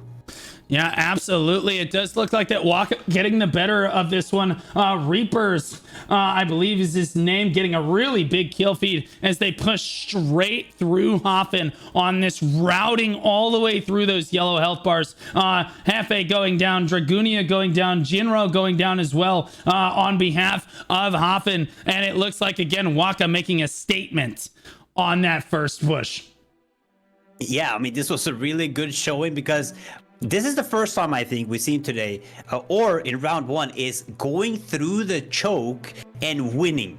Like Waka did it. So HAFEN is definitely going to struggle here, but hopefully they can use different strategies that we've seen work with flanking and not going all of them through the choke. Right now they're going with the other through the big choke. I'm going to cover the small choke while you can cover the big one. Yeah, absolutely. I'll pull up your picture-in-picture right here. It does look like now Waka got positioned. I mean, Waka is in position. HAFEN actually positioned out as well. This is going to be a monster engage right now. Huge spread on both guilds. It's going to just be a medieval war as both guilds posture and look at each other. WakaClan doesn't want to step forward too far. You see the flankers moving forward for WakaClan on the other side right there, trying to get onto the back line of HAFEN. HAFEN's flankers not having as much success as they move through, and it's Waka swallowing them like a whale, Spid. Yeah, I mean, this was really rough, but again, it was a good try, good push from HAFEN, but the fight is still going on. You see there's two fights, actually three fights happening inside of the zone, but Waka is winning most of the fights and then merging into the other fight when you have the spawn camping teams actually fighting off 6v6 and nobody's dying. So spawn campers are completely out of play while we have the massive Zergs fighting inside. Yeah, absolutely. It does look like that Waka certainly has the upper hand in this one, but we are seeing a lot of kills still come in for HAFEN. I think that if they can get their flankers to do their jobs on these engagements, that they will have a much better time. Sadly, the flankers just were not in position right there. They basically scattered themselves in, and this is the difference in coordination here, is that Waka basically put everybody that was really supposed to be DPSing for them on one side. So all the healers and the tanks were on one side, and the ranged DPS were on one side. And on the other side for Waka, you saw like the spear dagger users, the flanking assassins, and you saw the flanking assassins just dive on through. In contrast, HAFEN basically just spread everyone out, mixed everyone in, no problems. But the problem there is neither of your sides is really going to gain any ground if that happens. And the flankers for Waka are just going to be so much more effective. Now we're going to see a little bit of a different push as 1 or 2 statics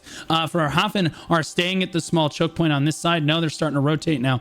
It does look like HAFEN is going to try to position into the courtyard one more time as WakaClan is fully spread. Interestingly enough, Wakayashi shot calling for his guild with 4 screens up, calling from Discord right now, trying to call all 4 like it's a game of StarCraft 2 or something right now, with the hard engage coming in on both sides for WakaClan, and he's doing a great job here as they push in, they collapse all the way down on top of HAFEN.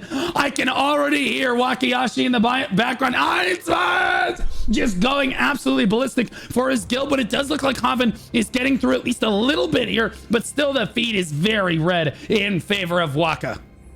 Yeah, if you look at my POV right now, you see there's a lot of HAFEN players, like 2 or 3 teams even, just spawn camping. They're not helping at all, and they're actually losing to a 6-player WakaClan team. So right now, I don't think this is play. When the whole Zerg is fighting, they have to give a little more help, because having 12 players up here from HAFEN while the whole guild is fighting down there, it's not helping them at all. They need every help that they can get, and this is, I mean, the good thing is they are killing the spawn campers, but if WakaClan just changes their spawn, all of these HAFEN players are just completely useless. But right now we see WakaClan has the point, they got the capture off, and they're getting an insane amount of contribution really fast. And again, HAFEN has to make a different play here. Yeah, absolutely. They are certainly going to try on this one. They're actually starting to rally a little bit onto the point.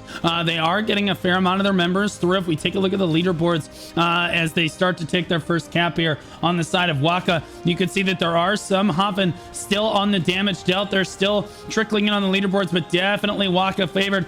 Day, Reapers, Zirian, Inda at the top of the leaderboards right now. Damage taken, very back and forth. Actually, Waka at the top there, and that should tell you HAFEN's doing a good job of DPSing them down as well. Heals on this side, WakaClan, and this shows you why Waka is so much stronger, is that the damage dealt, damage taken, defeats, assists, it's all very back and forth, but it's Waka's clan on top of the healers right now. They just have better healers, Spin. Yeah, I mean, WakaClan definitely has better healers, but not only that, again, I mean, they're getting all static. HAFEN does have good pressure on the spawn campers right now, but they're using way too many players, and it's not going to help them against WakaClan. WakaClan has good control, they have good strategy, they're a good group, and they know what they're doing, while HAFEN is kind of struggling. They're fighting in blobs, they're trying to get through, but they just cannot get close enough to the Riftstone Blue. Yeah, absolutely. And another big engage going to come in here on behalf of HAFEN, and people just pulling and poking right now, trying to see what they can do. Some good pulls on the side of HAFEN as more reinforcements come in, and the engage kind of roughly starts. You can see the battle rages onward, and it's a full-on front-to-back team fight, and that is going to favor Waka on this one, as they do have the stronger healers, able to keep their fingers on the keyboard a lot better. In fairness, they may have more of them in this case. If you look out here, the spawn camping parties also going to town on each other, really going in on each other out here, trying to make sure that their guilds can regroup on time and adequately with one another. HAFEN definitely losing out on this one. Yeah, I mean, Reprise from WakaClan is one of the highest damage dealers with a spear player. Like, I'm following him right now, and he's doing so good. He's putting in an insane amount of pressure on top of the HAFEN players, and overall just controlling really good with his group. So overall, really good performance by him. And again, it's so incredibly important to shut down these players like Reprise, but right now there's no pressure on him at all. He's just overall doing a really good job, getting good buffs from his team, and just taking out so many players alone. The spear is just, right now, especially with the changes, the spear is just incredibly strong, and he's just making sure that he's affecting all of the players that he can while he's running with his group. Yeah, interestingly enough, they did put out a massive balance patch in the middle of the tournament here, which did upset a few guilds for sure, but I actually think it makes it quite interesting because now we have to see which guilds are going to adapt to the metagame more quickly than the other guilds. Certainly people are doing a lot more damage than they did before. Tanks are a lot less durable and can aid their allies a lot less, as Blood Devo got nerfed as well. I did take a look at the patch notes at least a little bit this morning before we started here. It does look like, again, HAFEN pushed all the way back to the stairs now as they're forced to regroup on point 3. That's not what you want to see here, Spid. Yeah, I mean, this is pretty rough for HAFEN, but again, the high ground is good, but you don't want to use the stairs, right? You're kind of putting yourself in the chokehold. Like, you can dive down from each of the left and right side without using stamina and get really good control here. I would not be going through the stairs because you're just putting yourself at a disadvantage, which is completely stupid to do if you're going from the high ground, right? But overall, HAFEN is trying, though. They're trying to make slow progress, slow pushing up, which is good. They are winning some of the fights, but overall, WakaClan has much better control.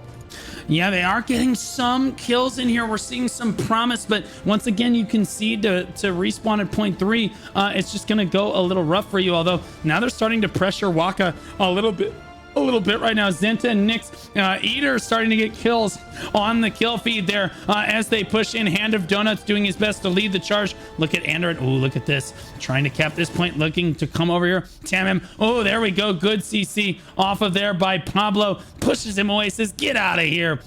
Andoran tried right there. He's going to dive back toward the point one more time on behalf of HAFEN to try to get this one. And again, here's Taco Pablo in here trying to push him off one more time. And that's exactly what he does. This is a really good, sorry, Blue. This is a really good push from HAFEN. You can see they're getting really good control at the start and making sure that Waka cannot get in here. If they can get the point here, I do think they can get insane amount of contribution. They have a really good control. And for the first time, I think in the fight, they're actually winning the main ball fight. Yeah, all of the sudden you're starting to see a lot more yellow health bars on your screen here. They're able to regroup in a reasonable fashion here, but now it's starting to look like they're thinning out one more time. There, you can see them coming around the corner there, trying to reinforce as quickly as possible. Right now, they are doing their best, but it does look like they're starting to get wiped off now slowly. I'm not sure what they changed there on the outset, but they had a great push there for a moment when there's Car coming in from the side as well. But where is the rest of the guild? Yeah, but not only that, they are really struggling to get capture off. Right now, finally, they got a capture off, but it was so incredibly important when you're making a massive push like that and you're winning the battle to get the point. If you don't have the point, you're never going to win, right? So when they had that control, they weren't able to get the capture. This could be either that they're really bad at capturing point or WakaClan did a really good job at CCing, right? But again, it's so incredibly important to have the right tanks, make sure get the point when you're making a push like that.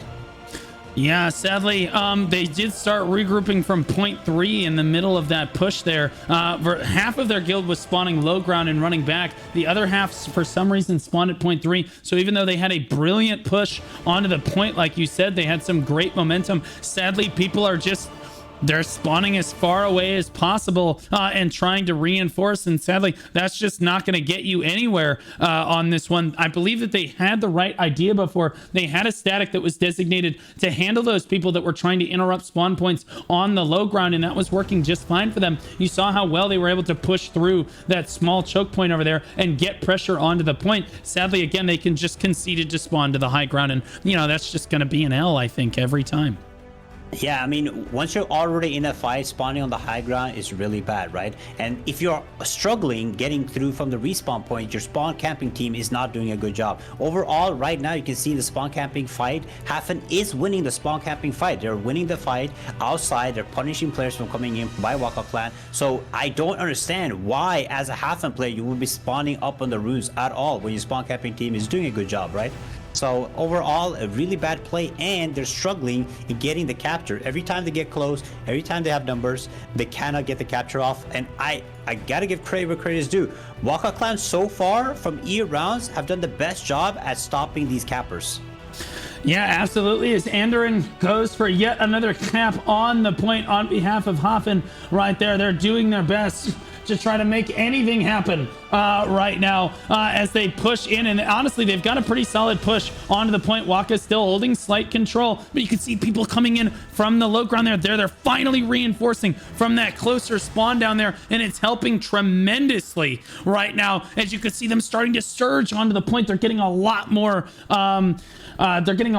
space right now forward. Look at the big kill feed on the right side of your screen right there. HAFEN starting to see some life. There's the cap attempted right now. Can Waka stop that? They do. Taco is not going to allow that to happen right there, and that's their biggest problem, is they're just really struggling to try to get caps down. They did get one before, and then immediately everyone just started spawning from the wrong spawn. I don't know, is it like they were broken or something? Now they need to get this cap going and then keep spawning from the correct spawn here, Spid. I think that they have a chance to win this.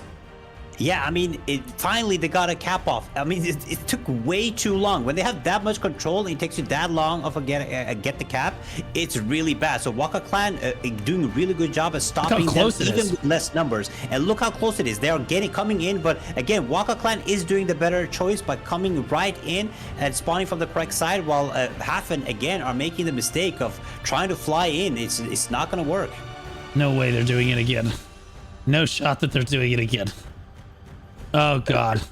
It's only a few of them though. It's only a few of them. I think most of them are spawning on the low ground, but again, you still have a few. Well, let's be honest, they're not the sharpest crayons in the shed, chat. That's just the way that it goes. You just can't fix. You can fix a lot of things in your life, but you just can't fix stupid. And that's the way that it goes. But I think the majority of the guild in HAFEN is starting to understand that spawning on the low ground benefits them greatly. It was super close there for a moment. But again, you can see now it's 20 to 30. It's almost like there's 6 or 7 people that just aren't spawning in the correct location. That's absolutely incredible. Coming in from the high ground right there, but you see just how close it is. They were on top a few times there, even for just a moment over Waka. You can see they got the cap off. They were on top for a few moments. They're so close to greatness. They can taste it right now, Spid. They're just right there. Yeah, I mean, HAFEN is doing a good job. They're trying to get closer. I mean, earlier in the fight, they couldn't even get close to the point, but you see they're making progress. And this team out here, Bjornfall's team, the spawn camping team, is doing a really good job at stopping Waka players from coming back in. I mean, I think without these players, this would have been a overall one-sided, the WakaClan would be absolutely destroying. But this team is doing as much as they can to control, and they have good control. Like, it's easy for HAFEN players to respawn and walk right in just because of this team. So hopefully they take advantage of it. But again, they're struggling inside, right? Like, WakaClan is controlling inside. They have good control. They're making sure that they can capture the point, and overall HAFEN is just struggling to get through.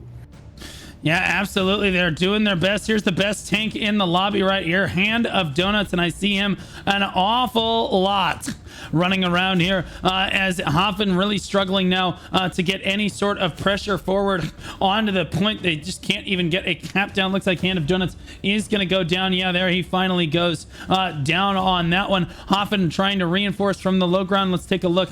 Eater actually firing from the high ground right there. Gets collapsed down by Torty. Good play by that spear dagger right there to say, no, get off that high ground. You're not allowed to do that. That's perfect flanking assassin play. Good heads up awareness by Torty on the side of WakaClan there to make something happen like that. You can see out here, look at this battle raging on. This is what you need to do against spawn campers. You need to designate a static to make sure that they're not able to successfully interrupt your guild at all, and that's exactly what we're seeing HAFEN static do right now. HAFEN and Waka both have one static out here trying to disrupt regroups, and they're both doing a great job of it. But look at this. Look how many people are getting through on this one.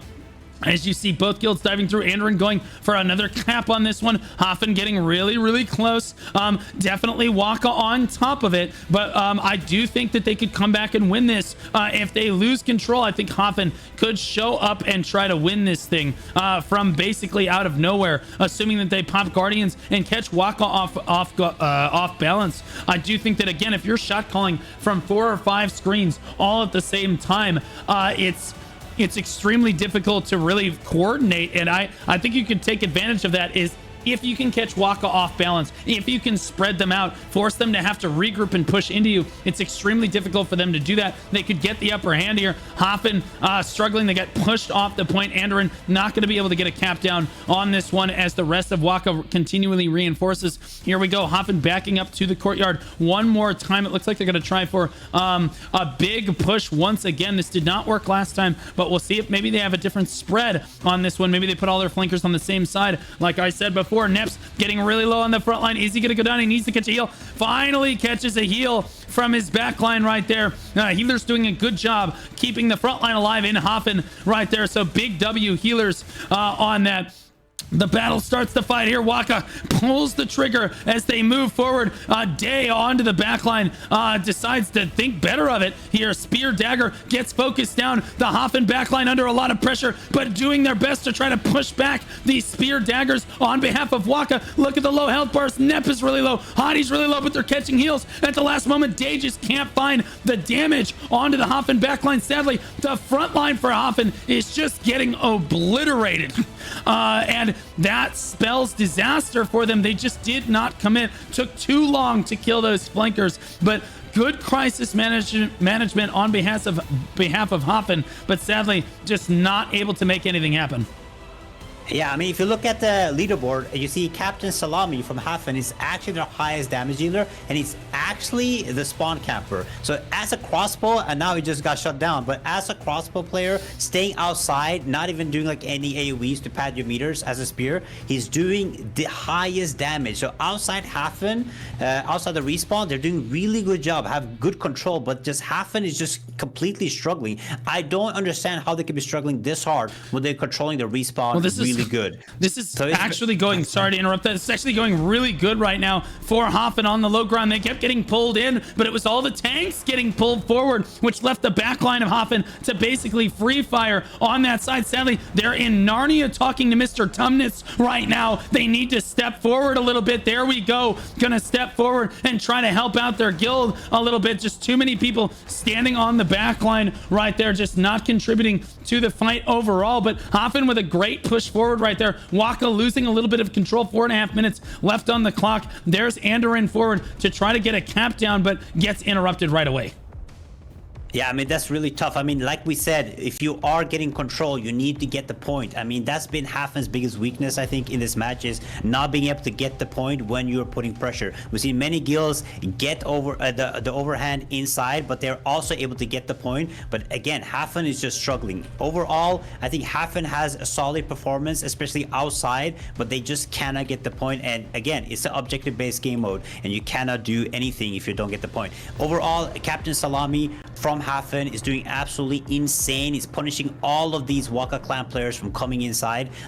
His damage numbers are absolutely insane as a crossbow dagger. So, I mean, there's no weakness outside. All the weakness is inside around the point.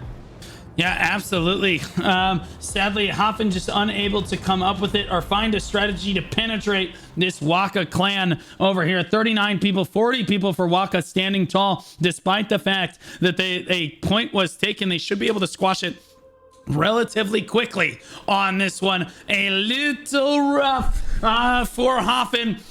On the other side, only 3 minutes and 20 seconds left to go. They do have a cap right now, but they're being pushed back into this choke point, guys. And that is not what you want to see on the side of HAFEN. They are doing what they can to try to push forward. Woozy dives in bravely to everyone, and gets a lot of people through that choke point, runs back, tries to get to heal on the back side of this, but he can heal himself. That's okay. Oh my goodness, heals himself again. That's okay. He says, I will tank. Healer, tank, it is what it is. This is what Seeker looks like in 2025. He's in the middle of everyone just staying alive. No one in Waka can really kill him. No one in Waka just feels like they need to target him anymore, as the rest of his guild is just falling apart around him. Yeah, I mean, WakaClan, again, doing a really good job of just shutting them out. HAFEN just cannot get inside the point. They're all fighting absolutely everywhere, but nowhere close to the point, right? So, again, Waka doing a really good job shutting them off, shutting them out. And this is, I think WakaClan really wants to go far in this tournament. The one thing I do think WakaClan can get better at are spawn camping teams. But overall, the CC on top of the point has been absolutely insane for WakaClan. By far the best we've seen on EU. Yeah, absolutely. With 2 minutes left on the clock, Waka has closed the door on HAFEN's ability to do anything. They might get one more push. I'd love to see Waka just pull the trigger right now. They just need to go right now because only half of HAFEN's guild is actually in position, and all of Waka is in position right now. They're just letting them regroup. Maybe it's just like okay, let them regroup. They need it kind of situation here, but they have pulled back, and it now looks like it's HAFEN that is going to try to hard initiate. They need to push. They need to. HAFEN keeps getting engaged on. They have got to pull the trigger. Please go. They're just standing here looking at Waka, just waiting for the engage. Oh, there the flankers go on the side of HAFEN, but the front line did not go with the flankers, sadly, and they get collapsed down on. It's not looking very good for them on the other side of the fight. It is very, very cluttered right now. The flankers went, the front line did not, and that is not the coordination that you want to see out of HAFEN. The front line needs to be going at right around the same time the flankers are in order to dive forward, to get that dive forward, that push forward. Otherwise, Waka just counter pushes you. You end up with a yin-yang situation where both guilds are pushing each other on other sides, and Waka's winning that every single time, Spid. Yeah, I mean, WakaClan overall is winning, but right now I think HAFEN has good control. But again, we see there's so many yellow players, so many yellow numbers, absolutely everywhere, but nobody gets the point again, right? It's the same story every single time. Every time they do get control, they cannot get the point off, and that is just really rough for HAFEN overall. Again, I think overall they did a really good performance. They tried their best. Waka, obviously the stronger guild here, and has a better strategy. I mean, you have Wakayashi, you know, CCTV shot calling like crazy. So overall, really good for HAFEN. Yeah, good attempt for HAFEN, but sadly they will go down in the tournament. A phenomenal showing for them. I loved the regroups. I love the attempted strategies. They certainly learned about. They handled the spawn campers well. They just didn't quite have it today, weren't quite at Waka's level, but they had a great showing, and it was a W for them to come out in the tournament at all. It does look like Day, the top kills in the lobby at 99, almost at 100 kills right there. It does look like he was on a spear, dagger, crossbow, dagger on Hamza right there at 96 kills. That is not something you see every day. That is an exceptional crossbow dagger right there. Reapers on a spear dagger right there. Curbson on a spear dagger. This is interesting. Oh, this looks an awful lot like the T1 meta. Is this what we're back to? Is this what the patch has done now? We'll see on this one. This is our first matches on the new patch, so we'll see. 180 assists coming out for Inda from WakaClan right there on that staff dagger, getting the most assists in the lobby. Most damage dealt again goes to Day, then Reapers, then La Polgina. 6.6 million at the top of the leaderboards right there. 2.1 million damage tanked by Hand of Donuts. I believe that's the highest on the day, so good job to Hand of Donuts in HAFEN right there. Soul, Wanderlei, the top two tanks on behalf of WakaClan. Interestingly enough, again, that's the crossbow dagger. I think he's trying to hide his... I think Soul's trying to hide. I don't think this is... that can't be right. There's no way. I think he swapped weapons, guys, in the final seconds. There's no way that crossbow dagger has the second highest damage taken in the lobby. I refuse to believe it. Waka trolling. 34.5 million damage healed from Slays right there from WakaClan. Uranaka, 30.3 million. 28.8 from Alsheka right there. These are all the top healers from Waka. The top healer from HAFEN, Kaya-chan, doing what he can. Clearly the best healer in HAFEN. It's not even close. So W Kaya-chan. But honestly, I think that both guilds put up a good fight there, Spit. Yeah, I mean, it was a really good showing for both guilds. WakaClan showing that they're dominant, showing that they're ready to go far. I mean, there was a bunch of memes on WakaClan, but I think they showed off today. So, I mean... Again, a big shout out to them. But one thing I have to talk about, HAFEN did an amazing job. They were trying different strategies the whole time. I never saw them, you know, go headless twice into the same strategy and lose. Always trying something new. And the Capitan Salami team, the spawn camping team, absolutely really good job from you guys. I was following them most of the game, and they were just amazing at just stopping every respawner. But WakaClan, really good job at stopping the cappers. You can actually win a whole game if you're just good at stopping the point capper. And they did an amazing job so far that I've seen in EU. So, looking forward to seeing how WakaClan will do, but excited for the next match. Big shout out to Wakayashi and his boys over there. He was shot calling that match like a StarCraft 2 game with 4 different screens on a screen all at once, hyping his boys up. That was sure something to see. If we take a look at our instant replay from that last match, you can see just why Waka was dominating. But this is one of the better pushes from HAFEN, even on the good pushes. Look at the flankers come in on the side of HAFEN right there, but the front line from HAFEN didn't go. Look at that, all disrupted on the side of WakaClan coming in on the other side. And you see, although the feed is relatively reasonable at the start, sadly, it's just not enough for HAFEN to really get anything going there. Waka just able to consistently slam the door shut because their flankers from HAFEN just couldn't make anything happen. So sadly, just not there. But Wakayashi's always been one of my favorite German streamers. Really cool to see him come out and represent for the tournament. It'll be cool to see him and his boys in round 2. Let's take a look at the next match of the day, which is going to be Dream versus Omen. Dream from the Judgment server with Abyss, SDC, who we saw earlier in the tournament, and Sinister, all in their guild. Dream believes they're the rank 1 guild in their alliance, rank 1 guild on the server, although they haven't won any sieges so far. They said their prediction for the tournament is actually top 3. I'm not sure if chat will necessarily agree with that, but Dream actually that strong? They said easy peasy. Can we get some easies in chat, boys? On behalf of Dream, that was their chat PvP. Interestingly enough, I'll let you introduce Omen.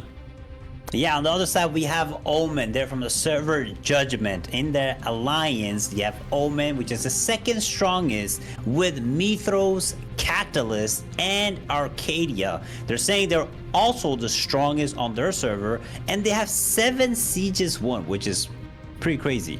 The chat PvP is somebody suck something from the same straw. I believe it was suck a fruit smoothie.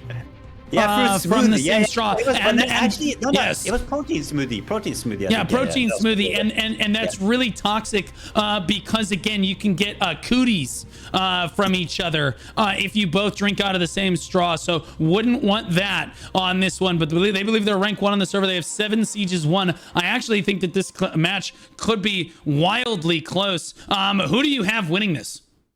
On this one, I think it has to be Dream, because they are the strongest, and we saw SDC, they did pretty good, so they have to be stronger than SDC if they're not lying, right? But Omen did say also in the chat PvP Necro, and I have to give shout out to my boy Necro. I think Necro from Disaster, that's what he's talking about. Big up to him. Yeah, absolutely. I'll let you cover pick ban real quick, and then I'll cover the Cordy crossbows. Yes, Dream won and chose to pick an Omen banned. They banned Kovazan, Adentus, Malakar, and Grand Elon. And we are going right back to... Can we believe it, chat? Can we guess what it is? Where are we going back to? There's no way. We're going back to Azrael. Bro, it's like all of these EU guilds all have an agreement to play on the same map every time. It's like there's this... I feel like the best action has been on not Azrael and not is it Malakar they always choose? I feel like the best games we get usually when it's not those 2 maps. Well, I mean, Azrael, I think, again, this is a best of 1. You have to understand the team's positions here. In a best of 1 format, you really don't want a map that is going to be tremendously risky. If you're the stronger guild, you just want to come out and win. And usually the stronger guild with the stronger strategy that has done more prep does come out and win on Azrael. I believe that as we progress through the tournament into a best of 3 format, into the quarterfinals, we will see Azrael less. Now, maybe it gets picked once, but obviously it can't be picked that second time. And again, guilds will be a little bit more... Again, we might not even see it as the first match because guilds know that if they lose once, it's not necessarily the end of the world. They can try to be at least a little bit risky. Cordy crossbows. Omen only has 1, and his name is Uncod. And then on Dream's side, the Cordy crossbows name is Feud Me and Maurizio. So 2 Cordys on the side of Dream versus 1 on the side of Omen. Yeah, that is, it's going to be rough for Omen, but I think, I mean, at the end of the day, whoever plays better will win. But what I hope as a spectator is one of the last guilds, which is Honoris and Crimson, or Dot Hack or Sovereign, please pick a T2 map just for the memes. I think that we'll see more T2 maps as we move through the tournament. I think teams are probably prepping them in the background, but they don't want to try them in the first round of the tournament because they know how much is actually riding on this entire thing as we get into this. It looks like both guilds have already started fighting on this one. Omen versus Dream is starting right up, and it's really back and forth. To be honest, they spawned on top of each other, and I saw a giant yellow kill feed when I panned over here, but now it's back the other way. Now it's Dream back the other way, and now they're just telling each other to flood onto the Riftstone as, again, Omen just abandons its tail and tries to hold this choke point, gets pulled right back out. Dutch gets pulled, and look at all those pulls coming in on behalf of Dream. They said, whose choke is this really? As they pull everyone from Omen in. That was so sick right there as they push their way through this tight choke point. They said, we can make this fit. It's like a U-Haul truck up in here as Dream just powers their way through. Yeah, I mean, again, we see that Omen did a similar strategy as HAFEN. They, again, said like, yo, if you guys are not going to keep up with us, we're just going to go straight to the choke. But again, they only had half their players in Dream came with full force. They were like, this choke is weak. We can take this anytime. And right now, Dream has the better control. They got the inside, but again, they are trickling in though. Omen is coming in from the right spawn, and they're trying to give back up. And they're, again, you look at the kill feed. They are winning the fight. So I think we're gonna get a really close fight here. Yeah, I think this is actually gonna be. Look at the pulls on both sides as both guilds meet each other in a head-to-head. But it looks like Omen has more people. Look at the kill feed for Omen right there. Dream starting to lose a little bit of control. Dutch coming back, getting a kill. Amaramamos. Bro, I don't know how to say that, Games. I'm just gonna say Amaramamos. And just say screw it. Dave's got too many letters. I'm American. Okay, I have a reading disability. It is what it is. White Puma diving into the middle of everyone as well, but Omen certainly getting the better of that engage. Dream showing that although they won the first engage, Omen is certainly capable of coming back and making this engage happen for their team. Yeah, I mean, Omen is doing a really good job. They're not all stacked. You see, they have a really good cover. They're coming from the right side, from the left side, from the middle, from the flank. They have overall really good strategy. So even if Dream probably has the strongest statics, the Omen just have way better control on the map. They know what they're doing. They're pushing together from each side, and Dream, it doesn't look like they can keep up, but Dream is coming again. I think they might have to do a regroup here soon, but overall, Omen is doing absolutely incredible. Yeah, so right now we have Dream trickle spawning back to the point. You'll notice that Omen took the time, and this shows more coordination out of Omen, if I'm being honest. Omen got wiped at the start. They took the time. They said, don't trickle spawn and just run back. Let's back up. Let's regroup. Let's get ready, set, and let's try it again. And then they won the engage, and now we're seeing Dream unable to do the same thing when they lose a push. They are unable to actually coordinate, back up, regroup, and make something happen. And that's why you see this kill feed is snowballing super, super hard in favor of Omen right now. Look at that kill feed on the right side of your screen. It's because Dream is not grouped up and ready to go. It's not because they don't have enough gear. It's not because they don't have enough fingers. It's because they just straight up are not regrouping. They don't have the coordination. As a guild, they have got to regroup and try something different. This is not the play here. Yeah, I mean, this is absolutely not the play. Dream has to regroup, and they have to do a better push. They're getting absolutely blasted to the choke. They're trying to come through the choke, but this time, Omen has all their players. They're not. They didn't get caught off here right now, and they're just getting absolutely blasted. I mean, this is not going Dream's way. I mean, Dream, you said top 3, but this is not looking like a top 3 strategy right now. Look at the wall of players that Omen put out front. All of their frontliners right there, and then again, the pulls just did not come in as successfully for Dream right there. So sadly unable to come up with it. We take a look. We only have 40 seconds left before the point opens up. Oh my gosh, damage dealt already 1.1 million for Feud Me. That's the corny crossbow on the side of Dream right there. Amaral for Omen. at 943,000. Jordman on that staff dagger, another staff dagger for Jordman right there. But you see Omen basically on top of the leaderboards, but Dream there as well. Dream starting to really fill up that damage taken board. Here's where you're really going to see the winners. Mujahid trying to carry for Omen right now, but Dream has better healers overall. But Omen definitely, again, doing what he can to try to stay on top of the healing battle in this one. As we have 1 second, the point is going to open up. It does look like that Dream has managed to get at least a few people near the point. We'll see if they're able to actually take control of it here as they lock on to Amoara Mimimus on this staff dagger. This is certainly one of the highest kill leaders of the lobby right now. So his positioning, I expect, would be really, really good. Look at him position so aggressively onto the back line. Oh my goodness. Look at those clumped up units. Look at those clumped up people right there. It's easy pickings. Oh no, he goes down. It's the caster curse. It does look like that Omen doing a great job. They do initiate the first point right here, but Dream has more people on it. There's Dream capping the point now, 31-33, the closest match on Azrael that we have seen across the entire world in any of the 3 tournaments yet. This is definitely the closest match we've seen, Spin.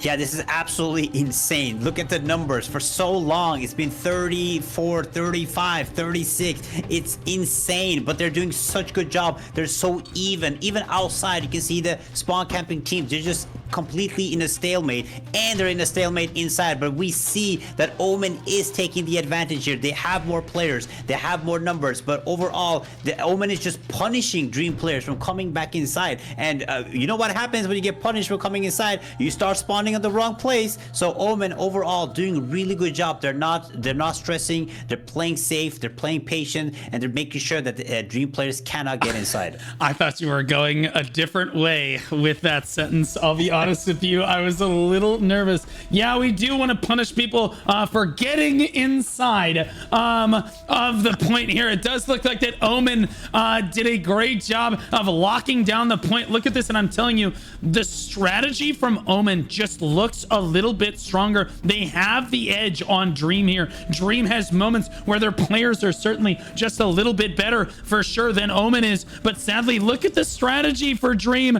is to just, okay, let's all just clump up, and the Cordy crossbows go to work. Nita cleaning up many points on the backside. The staff dagger picking up points as he tries to dive through right there.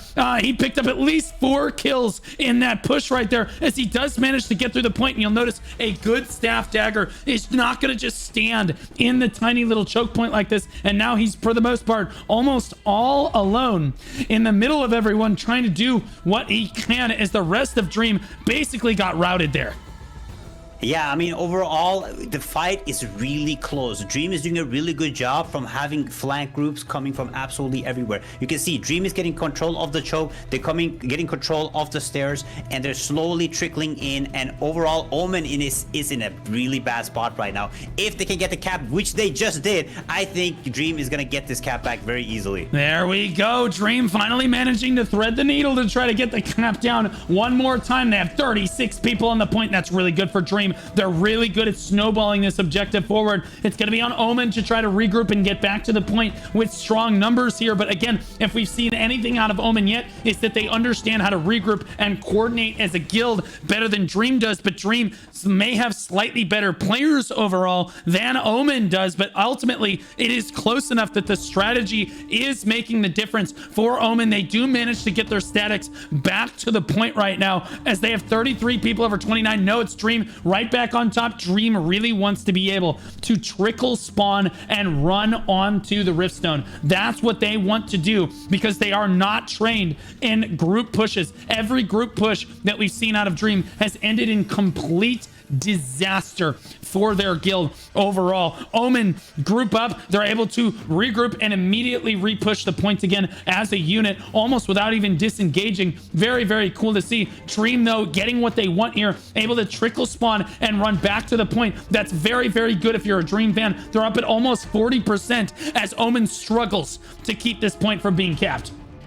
Yeah, I mean, again, Dream is doing a really good job coming to the point, but Omen just has so good control on the spawn camping. Nobody can come through. Every respawner that comes through from Dream just get absolutely destroyed. And we talked about this so many times. You don't always have to win against the spawn camping team. You just need to keep them busy because they are punishing the team so bad. So Dream has a big struggle coming back inside right now. And look at the player numbers. Like over half of them are already out. Dream is struggling right now. They're just getting absolutely destroyed in the choke, and Dream has to make some different changes to get inside here.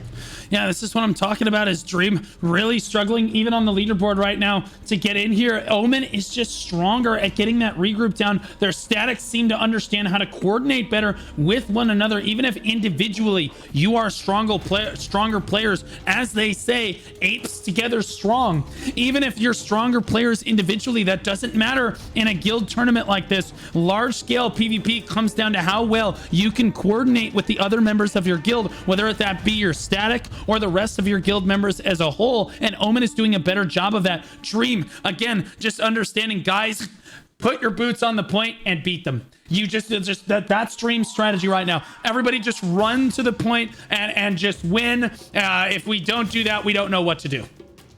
Yeah, I mean, you can see that even Omen players have had 46 players on the point. That's almost the whole lobby. Like, Omen knows they're playing the point. They're pushing those Dream numbers down, and that at the end wins you the fight. It's all about objective, right? And right now, Omen is doing incredible good job making sure that Dream cannot get on top of the point or don't have enough players. And we've seen this many times. People just stand right outside the point, which a lot of Dream players are doing. Look at all these fights happening right here. They don't have feet on the ground, and at the end of the day, you need contribution to win, and Omen is just doing a really good job just pushing them out. Yeah, we caught Zencall RPing there for a minute on Great Sword. I mean, our SNS Spear right there. He was just standing up on the high ground. Looked like he was on a little bit of a union break from his guild. Just kind of standing there hanging out. Then decided, okay, I should probably contribute a little bit. Dream finally does manage to take control of the lobby one more time here as Grade A doing his best. And again, the individual skill levels in Dream is really, really high. You can tell because they're able to just trickle back and just slowly win. Outplaying individual 1v1s is definitely a great way to do that. 42 people on the point for Dream right now as Omen starts to struggle, down at 35 and falling now at 34 people on the point, and it looks like Dream holds over 40 members on the point overall. Look at the right side of your screen. That kill feed looks pretty red overall as we constantly see both guilds going back and forth, but we are back up at 40% contribution and climbing for Dream right now. Omen might have the better strategy, but I do believe, again, Dream has the better overall skirmish. So again, it's on Omen to try to make sure their statics are playing together, make sure that playing together better, make sure their position better on the point to make sure that their guild outperforms Dream in this contest. And right now it's very narrow. One person on the point makes the difference here, Spin. Yeah, I mean, Omen is struggling right now, and I'm really sad to see that the Omen party that was spawn camping is actually panicking and went inside the point. Right now, Dream has free reign to come inside. Omen has free reign to come inside. There's nobody stopping any respawners. But then again, Dream has, like we said, the better individual players. And if there's nobody stopping, you're not using a strategy, not stopping them from coming in, you're going to struggle. And Dream, if they get the cap, is going really slow. He's taking a lot of minutes down. So if Dream does get a cap, Omen is gonna be in a really bad position to get the it's not gonna have enough time for Omen to get this back. Yeah, Feud Me making the difference for his guild right now. I'm trying to find him on the battlefield, but I don't see him right now. Feud Me, one of the Cordy crossbows on behalf of Dream, trying to get in there right now. Finally, we see Omen starting to take back over the point. Dream starting to thin out, and we see this consistently here as once Omen's regroup is just stronger. I don't know if their statics are waiting to run in together or what it exactly is, but again, you start to see this big surge for Dream, and then they start to trickle out as Omen just comes onto the point in waves. And now again, both guilds have 40 people on the point. We have never seen that before in this tournament so far. Over 80 people all contesting the objective at the same time. You do not see that very often. 43%, and it is a slog gaining remaining percentage for Dream on this one. Omen trying to hold on, trying to keep that percentage down, but Dream slowly tiptoeing their way to what looks like a potential victory here.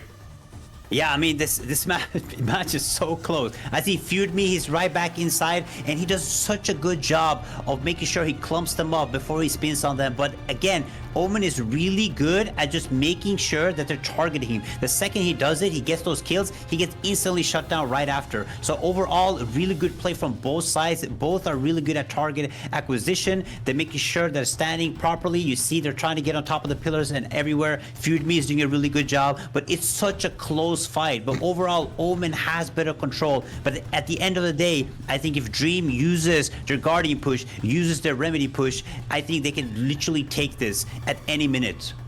Yeah, it looks like, again, Omen just barely on top, getting that percentage all the way back down to 30%. Dream losing control of this one, maybe losing a little bit of hope. They have got to battle this one back under the 10-minute mark now. 38 people on the point for Dream as they start to try to get back on top of this one. It is one person on the point making the difference. You just need one more guy on the point over your opponent right here. And so both guilds basically just piling everyone in. Strategy is being thrown out the window at this point, as it really is going to come down to how well can your statics work together, how quickly can they regroup, and how well can every individual player play together. And I think again, part of that favors Dream, but again, part of that still favors Omen with how well they're able to regroup and push in with waves of players. Like we just saw another wave of Omen come in, another static all ran onto the point at the same time. And that's what we're seeing out of Omen, is consistency in that strategy, consistency in their regroups, making sure that their players are always on that point. Dream really struggling to keep their players on the point and have their statics regroup with one another. Yeah, I mean, this is a really close fight again, and Dream is doing a really good job. I see this tank here, Remdog, and this guy, other guy, Trash Talk. They are so good at just pushing people off. So many Omen players are just falling to this over and over again. Again, look at this, getting pushed down. It is so good from Dream players, making sure that they're utilizing the map, because this is incredibly strong. I think I've never seen a fight where we had consistently over 30 players always inside for like how long, like 8 or 10 minutes by now. It's absolutely insane how fast they're regrouping. And I think if they do send, they don't need to send a full team to respawn, but if they just send a couple of players just to stagger some of the respawns, I think it can make a big difference here. Yeah, I think I want to talk about a player that I think is really making a tremendous difference, even if it isn't reflected in the leaderboard. Banan here has the, I guarantee you, he's got the high priority targets of the enemy guild feuded. This is a great sword dagger player, guys. This is how you play great sword dagger. You'll notice the moment that the top DPS for Omen stepped onto the point, Banan literally jumped on him immediately, trying to lock down high priority targets. That's how you play great sword dagger. You feud all of the best players on the enemy team, and you just make their lives a living heck, man. I straight up, and that is exactly what he is doing a great job of it as well. That is why great sword daggers are super useful in fights like this. They might not be super great for their AoE, but they certainly are good at locking people down. Yeah, I mean, it's doing a really tremendous job. But overall, Omen has really good control now. Dream is lacking a little bit. I think they're struggling on the fight, on the blob fight. But at some point, Omen has 46 players inside, which means they are not dying right now, Blue. Dream has, it's just completely struggling. They can't kill players. Overall, they get a couple kills here and there, but Omen just rallies so fast, and time is ticking down. They're getting pushed down. There's 6 minutes left. It is not looking good for Dream. Yeah, I am not seeing this be a super good thing for Dream, but finally to get back onto the point, they just need 1 to 2 really good surges of players to gain control of the point and really hold it for even a minute and a half, and Dream would have so much percentage. They're at 22%, 33 to 32 though. That's just not going to be enough. I'm not sure they're going to have enough time because Omen just keeps sliding it back the other way. Dream's strategy, again, we have not seen Dream do anything other than basically just run to the point and cross their fingers and hope that their players are just better. And in fairness, most of them are, but Omen came in with a stronger strategy. They got wiped off initially and then immediately came back, was able to wipe Dream, and it's been Omen dominance ever since. Yeah, I mean, Omen is doing a really good job positioning. They know where they're standing. They're playing with each other's statics. Overall, a stellar performance from Omen. I mean, Dream, I don't know why they're definitely panicking right now. Like you said, just trickling down into the point and just instantly dying. They had a really good control at the start. They had a really good wipe. The only way Dream can make a play here is to do a massive wipe. If they cannot wipe Omen here, I don't see them winning at all. Yeah, Sheeran right here, another great sword dagger user on the side of Dream. And this is what I'm talking about. The individual players on Dream are so good. Locking down all of Omen's top fragging players. There's Honoris right in front of you. Sheeran's going to try to lock him down, but he's already really low. Amo fires back, and that's what makes Amo so good, is you can't always win against that guy. Oh my goodness. I was just about to point out how Amo got back to the point and immediately died to the great sword dagger users in Dream. But again, he shows up this time and he shows why he's one of the top DPSs of the lobby. He's able to win out. Ooh, gets bursted down one more time. His healer desperately trying to keep him alive. He goes down one more time, and that is an epic battle right there. And that's why you see guys, feuding targets is so important. You see the target acquisition is absolutely insane for these guilds right here. If I take a look at the damage leaderboards one more time, you can see Amo has actually fallen all the way down to the bottom of the leaderboard. That is because, again, the great sword daggers have started focusing him in a very big way. Now it's Nita on top for Dream right now, and again, Dream starting to dominate the feud board. This is what I'm talking about, is that Dream actually has great individual players. They've just managed to take the cap one more time here, but again, just really struggling to work together well enough to stay on the point for long periods of time. Only 4 minutes left on the clock. Sadly, as good as their target acquisition is, as good as they are as individual players, I just don't think they have the coordination here.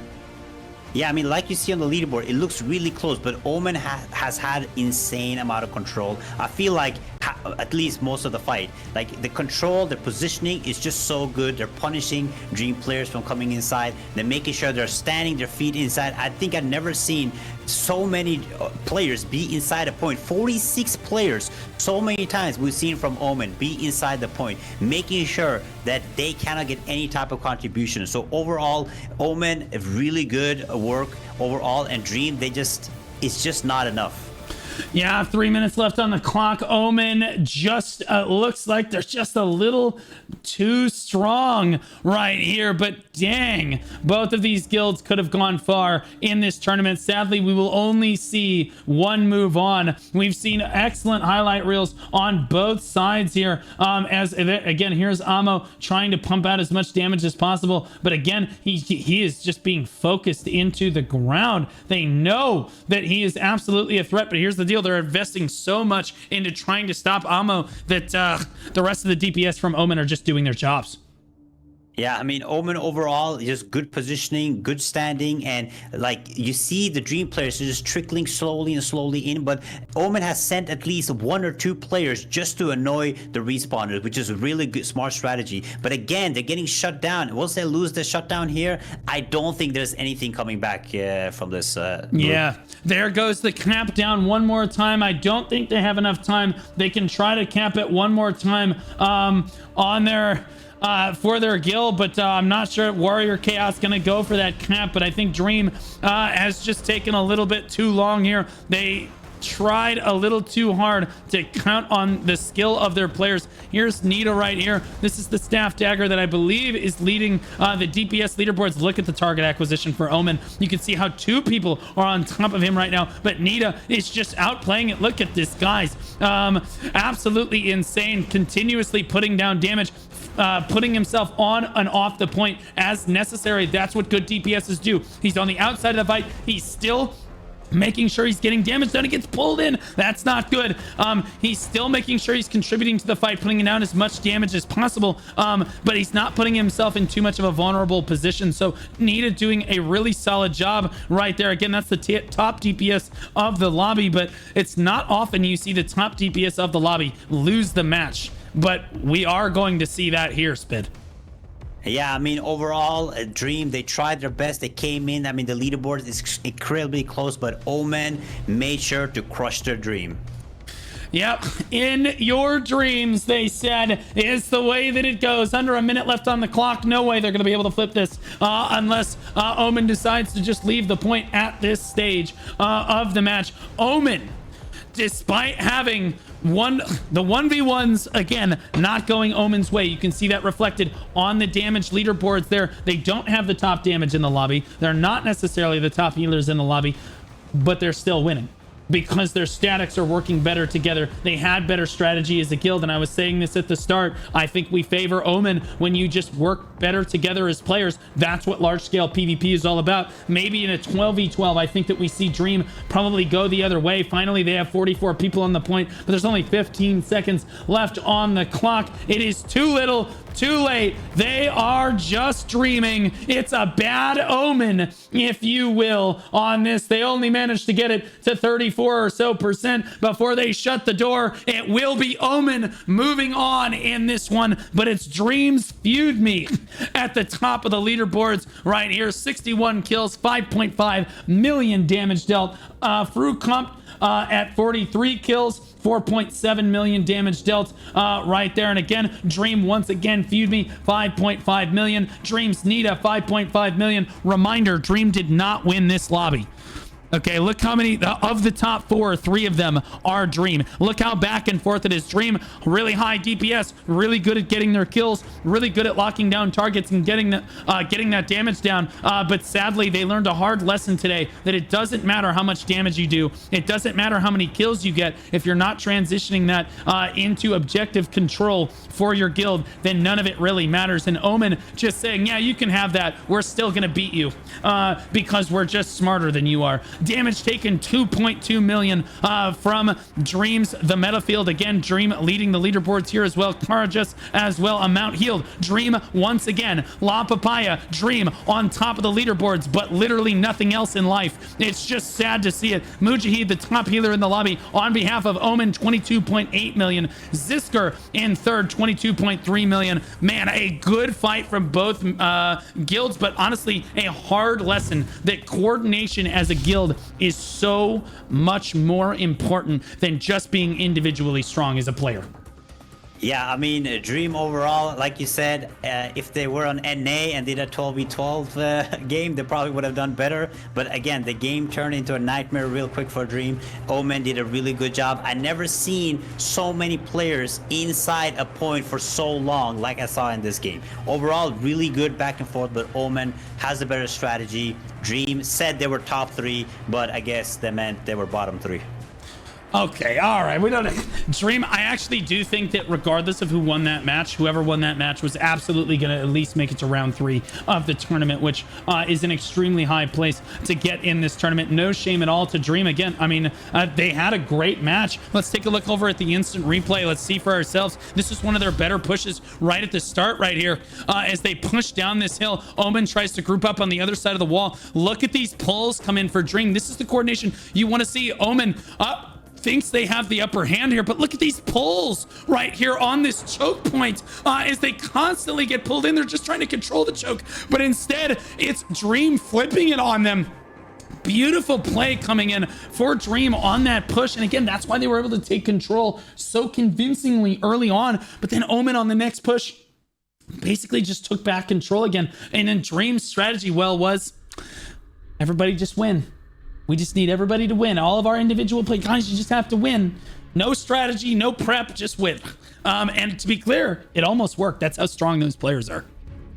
Yeah, I mean, you're 100% right, but Omen, just seeing 46 players inside for so long means that no player is dying from Omen, which is absolutely incredible. Like, nobody dying, nobody where they're positioned at. Against Dream, who has really good static players, is really good. So Omen definitely took that win, and Dream, better luck next time.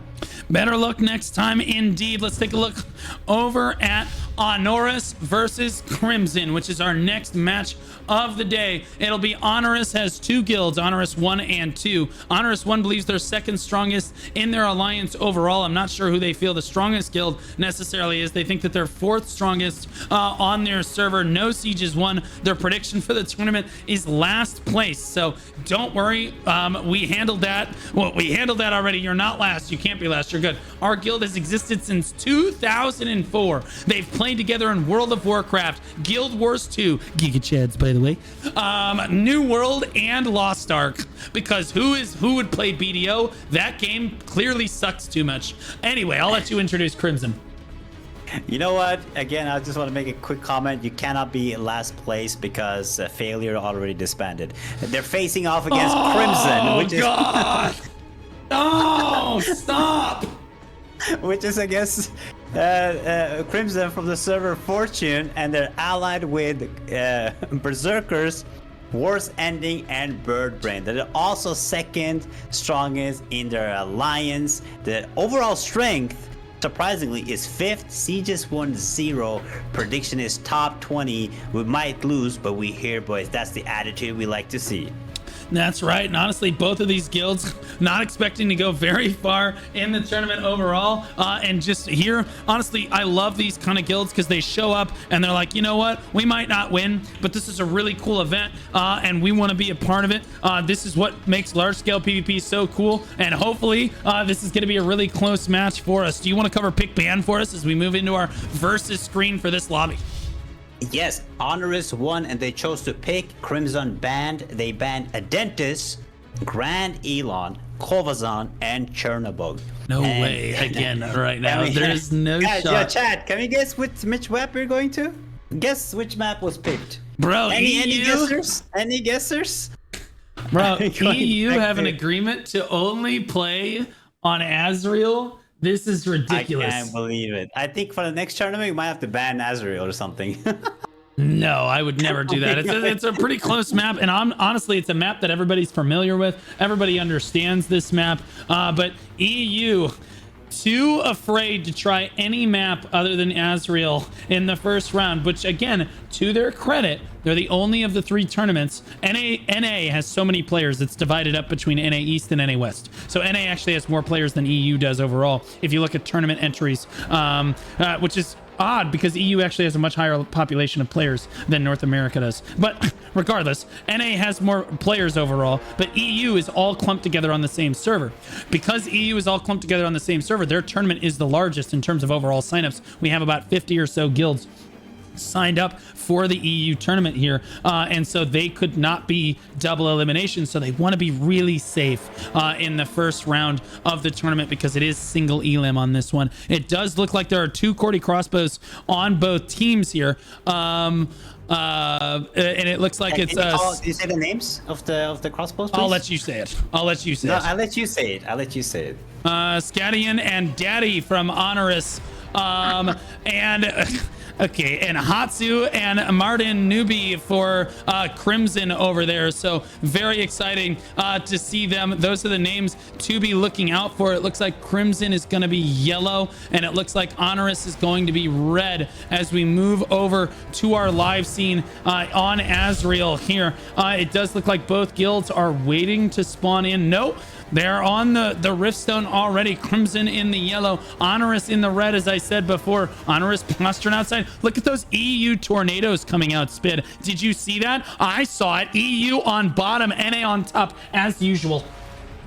There's no way I just saw tornadoes. Yes, you did. You know what? I think Honoris will win because Crimson used tornadoes. Again, tornado is not a bad skill. Okay. If you want to win points here, just vote Honoris, chat. Tornado is not a bad skill, but because of how the metagame currently works, typically competitive guilds do not run a whole lot of tornadoes in their composition for reasons we've kind of explained before. It interrupts a lot of the damage on your guild. There's another tornado. It does an exceptional job of trying to keep people in choke points, though, and again, that's what tornado is good for, and that's what you're seeing Crimson do right now. Is Crimson actually on top of controlling this choke here? And again, look at them being knocked up by these tornadoes very consistently here. That is what Tornado is good for. It's still a very, very good skill. It's not very common in the current metagame because, you know, players have their preferences on it. But you actually see Crimson using it to good effect here. Yeah, I mean, you see tornadoes actually coming from both sides. Using it in chokes could be really good, but again, if you throw people up in a tornado, right, you cannot get your combo off. It usually messes up a lot of DPS's, combo. So that's the main thing for reason that people don't run tornadoes. But overall, we see it's going to be a close fight, I think, here. Because they're both equal, I think, in power. And overall, both the teams are trickling in, trying to get control, but we still have 2.5 minutes left before the point opens. Yeah, neither guild really holding full control. Currently, Honoris is the controlling guild on the Rift itself, but just off screen, you see Crimson on that left side. Some pulls going in to try to pull people off the edge, forcing them to run all the way back around, but just not enough right there to try to pull those players off quite yet here. Shadow doing a good job on the bottom side of the screen as well. Maw trying to dive in. Both guilds doing a pretty solid job of just basically hanging around the point, waiting here. Big kill feed on the side of Honoris, as again, they hold control of the point for a reason. People constantly being knocked into the air. It looks like almost every single bow user in this lobby is using Tornado in this matchup, interestingly enough. So clearly EU thinks that Tornado seems to be better in the current metagame than NA does, because on NA, again, we shun people for using this skill in a lot of cases. But again, I'll say Tornado, if you look at it objectively as a skill, is still a phenomenal skill. It's still really good. It's just that it has its downsides in the current metagame. Yeah, I mean, I know that Honoris or Crimson might be NA guild, so probably that's why they're using tornadoes. You know, the meta there is different for sure. But as right now, there's a big fight happening in the choke right now, and look at it the seems copium like... coming out for Spit here is crazy. You huff that copium. I mean, sure. I mean, tornado, great skill, NA, good job. But overall, we see right now 1 minute left till the point opens. A lot of things can happen, but overall, I do think Crimson has the better pressure here. Yeah, but Crimson with a big kill feed right there, and Honoris getting basically fully wiped off with 55 seconds left on the clock. Let's take a look at the leaderboards to see how things are actually going on this one. Let's see, damage dealt overall 897k for Noams from Birdbrained right there. I'm not sure which alliance that actually is on that, because again, the alliance has changed up right before, so maybe chat can clue us in right there. Only 11 kills from Picnic right here, so not too many kills in the lobby too far yet. Damage taken, Honoris on top, Crimson coming in number 2 on damage dealt there, but they're 2, 3, 4 instead of being number 1 there. Amount healed, looks like Honoris is on top of the healing, and that's why Honoris has control of the point currently. Yeah, I mean, Birdbrain is with Crimson, just to make that clear. And right now, it's really a back and forth. Sometimes Honoris comes in and wipes all of the players from Crimson, and then Crimson comes in and wipes all the players from Honoris. So I think we're going to get a really good match. The point is open, but nobody's going for it, question mark. Hopefully somebody goes for it soon so that we can get a capture going. Oh my God, Honoris has forgotten to cap the point.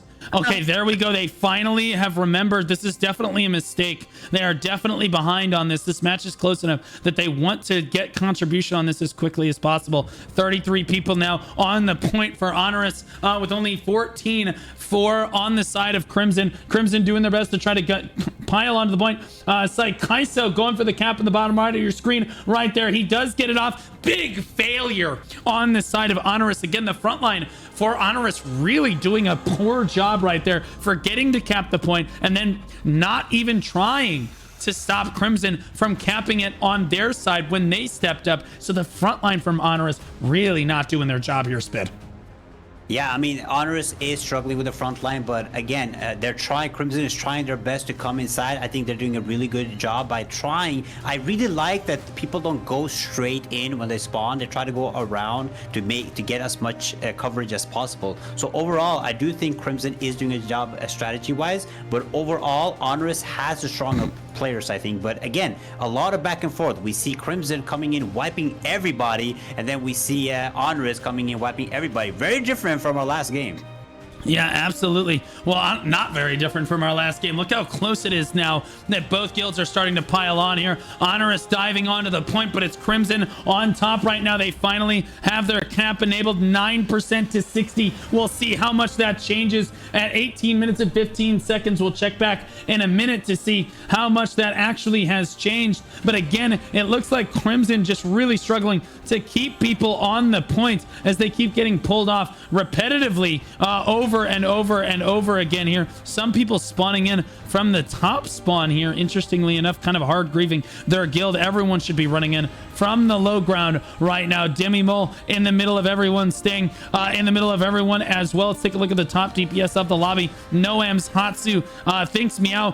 Chat, which alliance is Birdbrain actually in? I don't think anybody actually knows which side Birdbrain is on, because they didn't update their alliance sheet before the match actually started. I'm sure that my tournament directors might know, but we're not actually sure. They're on Crimson. Okay, so Crimson top of the damage leaderboard right there for Birdbrain, leading the leaderboards, but sadly Crimson not on top of capping the lobby. Just like we saw last match, it doesn't matter if you're the highest DPS in the lobby if your guild is not coordinating well enough with one another. Yeah, I mean, Crimson is doing a good job at keeping players busy. You see a lot of players from Honoris struggling to come inside because they're busy with 3 players for some reason. So overall, they can do a much better job if you're an Honoris player to go inside and make sure you're helping your team. They do almost have the cap, so definitely might be working. But again, Crimson definitely needs to put more pressure. They have way too many players outside of here, not going on the point, and we see so many times, sometimes it's just those 5-6 players that's all you need to actually win the point. Yeah, we saw Mander Newbie try to run onto the point right there, but again, that's one of the Cordy crossbows on the side of Crimson, and with nobody to help him, just basically diving onto the point by himself solo there at like 1% HP, and that has been the name of the game for Crimson so far, is their lack of communication, lack of coordination with one another. Just like we saw Dream in the last lobby, they have some phenomenal players that are able to out DPS their opponent, but you can see, look at the grouping for Honoris here. They just look stronger as a guild. They're forcing Crimson to basically dance the outside of the point here, as Honoris has capped the point and are currently winning this lobby right now. Crimson has to step forward. Once again, their front line needs to actually try to cap right now. Now, let's see if Honoris's front line can go ahead and stop that cap from coming down here, as again, we saw them really drop the ball last time. They just got the cap off right away last time. This time, it does look like the front line of Crimson is having a much harder time getting through. Yeah, I mean, the main problem Crimson is having is regrouping properly. They had a massive wipe, and right now they're pretty split. You see a lot of people coming in from the respawn point right now, so if they can get a good flank here on Honoris, I think they can wipe them. But it's so important to get the cap off, and I think they're gonna get it. Yes, they did get the cap off, and now it's so important to get the feet on the ground right now when they have the advantage. We see many players from Crimson running inside, so hopefully they can get inside on top of the point and then get good control. Yeah, we saw Honoris with a big static wrapping around the outside here. Narulian on the backside of the fight. This is the healer for this static party. He's right next to all of his party members here, trying to make sure everybody stays healthy. Oh no, he lost one of them over the side of the edge right now. That cap did go off on the side of Crimson. So again, the Honoris frontline doing a very poor job in this lobby so far. The tanks for Crimson certainly showing up in a much stronger way here. And again, Crimson's DPS is certainly there. They have stronger players, but overall, Honoris as a squad is just far and away outperforming Crimson in this match, despite the fact that their DPS might not have been up to snuff early on in the match. Let's recheck it. Yep, they are still dominating the leaderboards in overall DPS. You see a wand dagger from Bife right there as well, and one shot Fixie on again that bow crossbow from Fixby. You do not see that very often. Interesting EU metagame we have going on here. Yeah, I mean, overall, I think it's very similar, like you said, to the last game that we had. It's again, you have Omen, who was much better strategically, just like Honoris is, and you have Dream, which is basically doing the same thing as Crimson is doing, right? They have, again, dominating the leaderboards mainly, but struggling to get enough players inside, struggling to use the right strategy, struggling with positioning, and Honoris is just doing overall a good job. Yeah, and honestly, finally, Crimson's starting to group up on one side of the point, trying to get something going, but Honoris's statics are just working stronger together. Again, you look at the defeats, it's Crimson again. And the heals, though, heals are more in Honoris's favor, and this is why I'm saying you can have the highest damage dealt, you can have the highest defeats, but if your healers are losing out, you're probably just going to lose, because healers are the most important people. Your DPS are worth nothing. Your DPS can take so much more damage. Your tanks can take so much more punishment if your healers are standing in good position. And right now, Honoris is just being hard carried by its heal squads. Yeah, right now watching Tixie Meow, the bow crossbow player, and this guy is not dying. Wait, oh, never mind. The streamer curse, he just got shut down. There he goes. Overall, again, Honoris just has better positioning. They have good control, and they're pushing them out. The main problem I see coming from Crimson is when they do get control, there's nobody watching the choke. Honoris just literally came running for free. So I hope to see a little, maybe a few players try to spawn camp or try to hold the choke a little bit to help them out. But right now, it just, again, running in like a headless chicken is not going to get you far. Yeah, no, it is not. They lose control of the camp again with 12 minutes left on the clock. I do think that Crimson could come back and win this. They certainly have the DPS on the leaderboards to make something happen, but they've got the DPS, they've got the kills, they've got everything, but they're just still losing. At the end of the day, they just can't make the win happen, because again, it's about your coordination as a static group. Nobody cares if you're the highest DPS in the lobby and you lose. Nobody cares if you're the highest kills in the lobby and you lose. That's just the way that it goes. And Honoris knows it. They're certainly playing together as a group right now. Yeah, I mean, again, dominating leaderboards. That's why I really like war games and Riftstone games, because even if you're dominating, it's all about strategy. It's all about how you're playing with your team. And overall, Honoris is, you can see, more experience, better IGL. Statics are playing better together. They're coming from the right respawn point. They're making sure that they're, boxing them out. And again, no adapting. Crimson is not adapting to what's happening. They're trying the same strategy over and over again, trying to run in, not trying to fight different statics, not trying to target it correctly, and it's just overall not gonna lead them to the win. Yeah, absolutely. And yes, we have another. Can you go check the spawn camping situation, see if anybody's spawn camping out there for us? Would be super sick to know if that is going on right now as the battle rages on the Riftstone. We're going to tick down to the 10.5-minute mark here now. And again, there isn't even a cap initiated on the side of Crimson right now, as there's too much chaos for their front line to actually get through right now. But again, Honor is standing tall, doing their best. It looks like there's actually more Crimson members on the point right now than there are Honoris members. We're going to find out here in a second. Venlo's going to get a cap off, and that is not the case now, as Honoris actually has 33 people standing tall on the point. I stand corrected. A lot more red on that feed, and down goes the Crimson contribution one more time, Spid.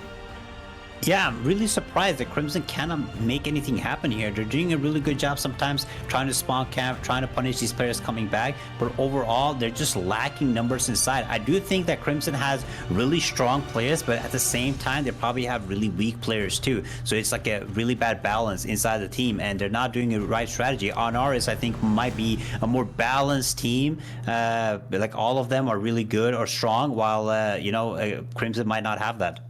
Yeah, absolutely. Daisu doing his best right now. This is the reason that Honoris is on top. They are not winning on any leaderboards with the exception of healers right now. Daisu is the reason. Daisu and the remaining healers are the reason that these guys are on top. This is the strongest healer in the lobby right now, and you can see just how safe he is playing. He's standing right in the middle of everyone, making sure everyone is always healed up. Look at all those healing circles on the ground. And again, they can take so much more punishment like this if your healers are just this good. There's another healing circle coming down. He's constantly using that nature's blessing over and over and over again to make sure that that is constantly stacking on his allies. A cap does manage to go off on behalf of Crimson right now, and they do have slightly more people on the point for the first time in the match. Now again, this is supposed to be a much closer match, but sadly Crimson just doesn't have the coordination.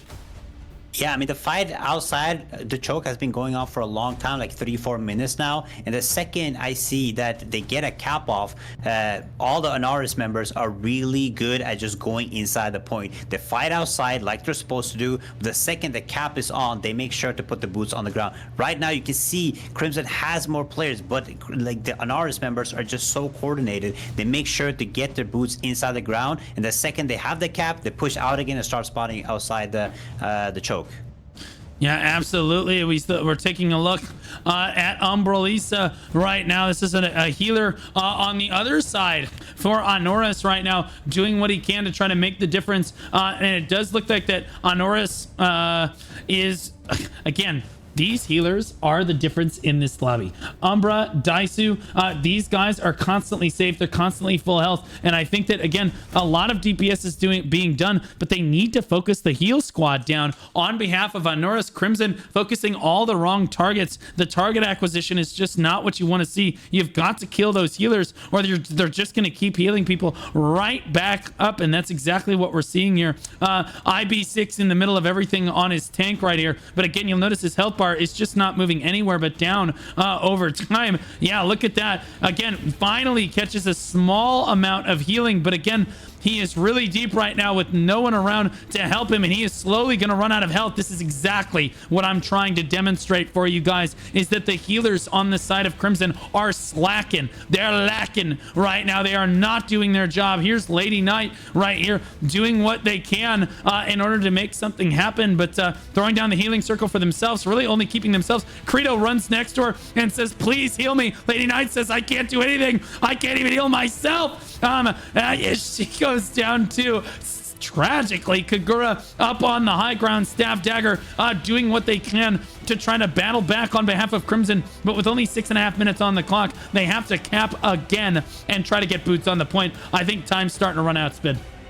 Yeah, I mean, Crimson is doing a really bad job. They're flying in from the runes and using all their stamina. There's nobody that is holding them in the choke. There's no need to fly in from all the way up top. But again, overall, I just think Honoris, the deeper the game has gone, has just gotten better and better, while Crimson has gotten worse and worse. So, I mean, it's showing on the gameplay, showing on the positioning, it's showing on how each of the team are doing. They're not killing the healers like you're saying. The crossbows should be on the healers, especially the strong healers, to make sure they shut them down. But overall, it's just they need more practice. Crimson needs more practice, they need more experience, and Honoris is definitely coming out on top here.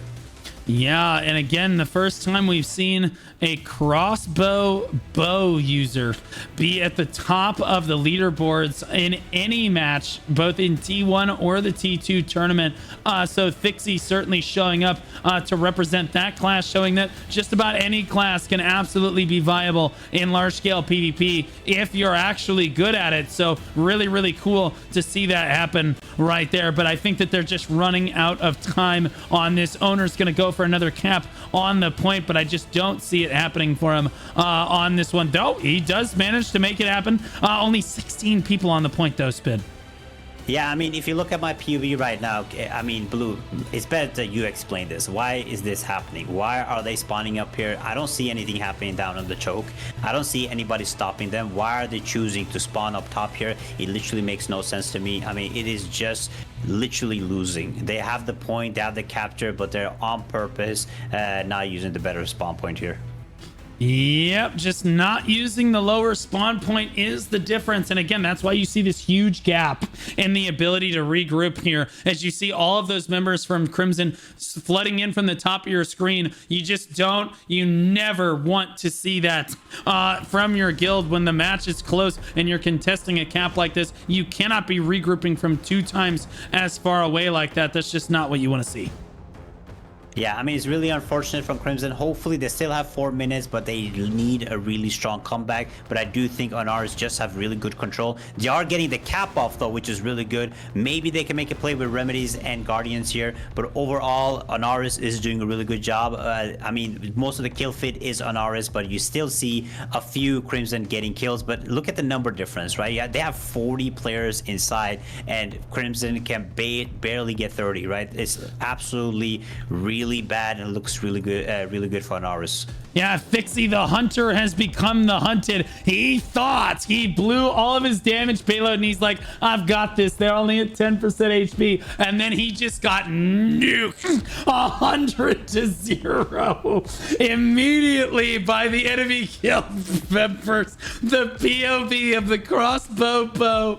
He tried his best on that one. Came in and got absolutely Baja blasted. 3 minutes on the clock. This is really rough to watch as Crimson again leading the leaderboards for their team, but sadly just not able to come up with the win. This is the second time on Azrael we've seen players try to ego, is what I'm gonna say it. Your ego is too big. You're constantly focused on getting those damage numbers up. You're trying to get your kill numbers up. You're not focusing on the objective as well. You're not playing around your statics as well. The other guild is more focused around categorically just being smarter, playing around their statics better, and just playing as a guild better, and they just outplay you.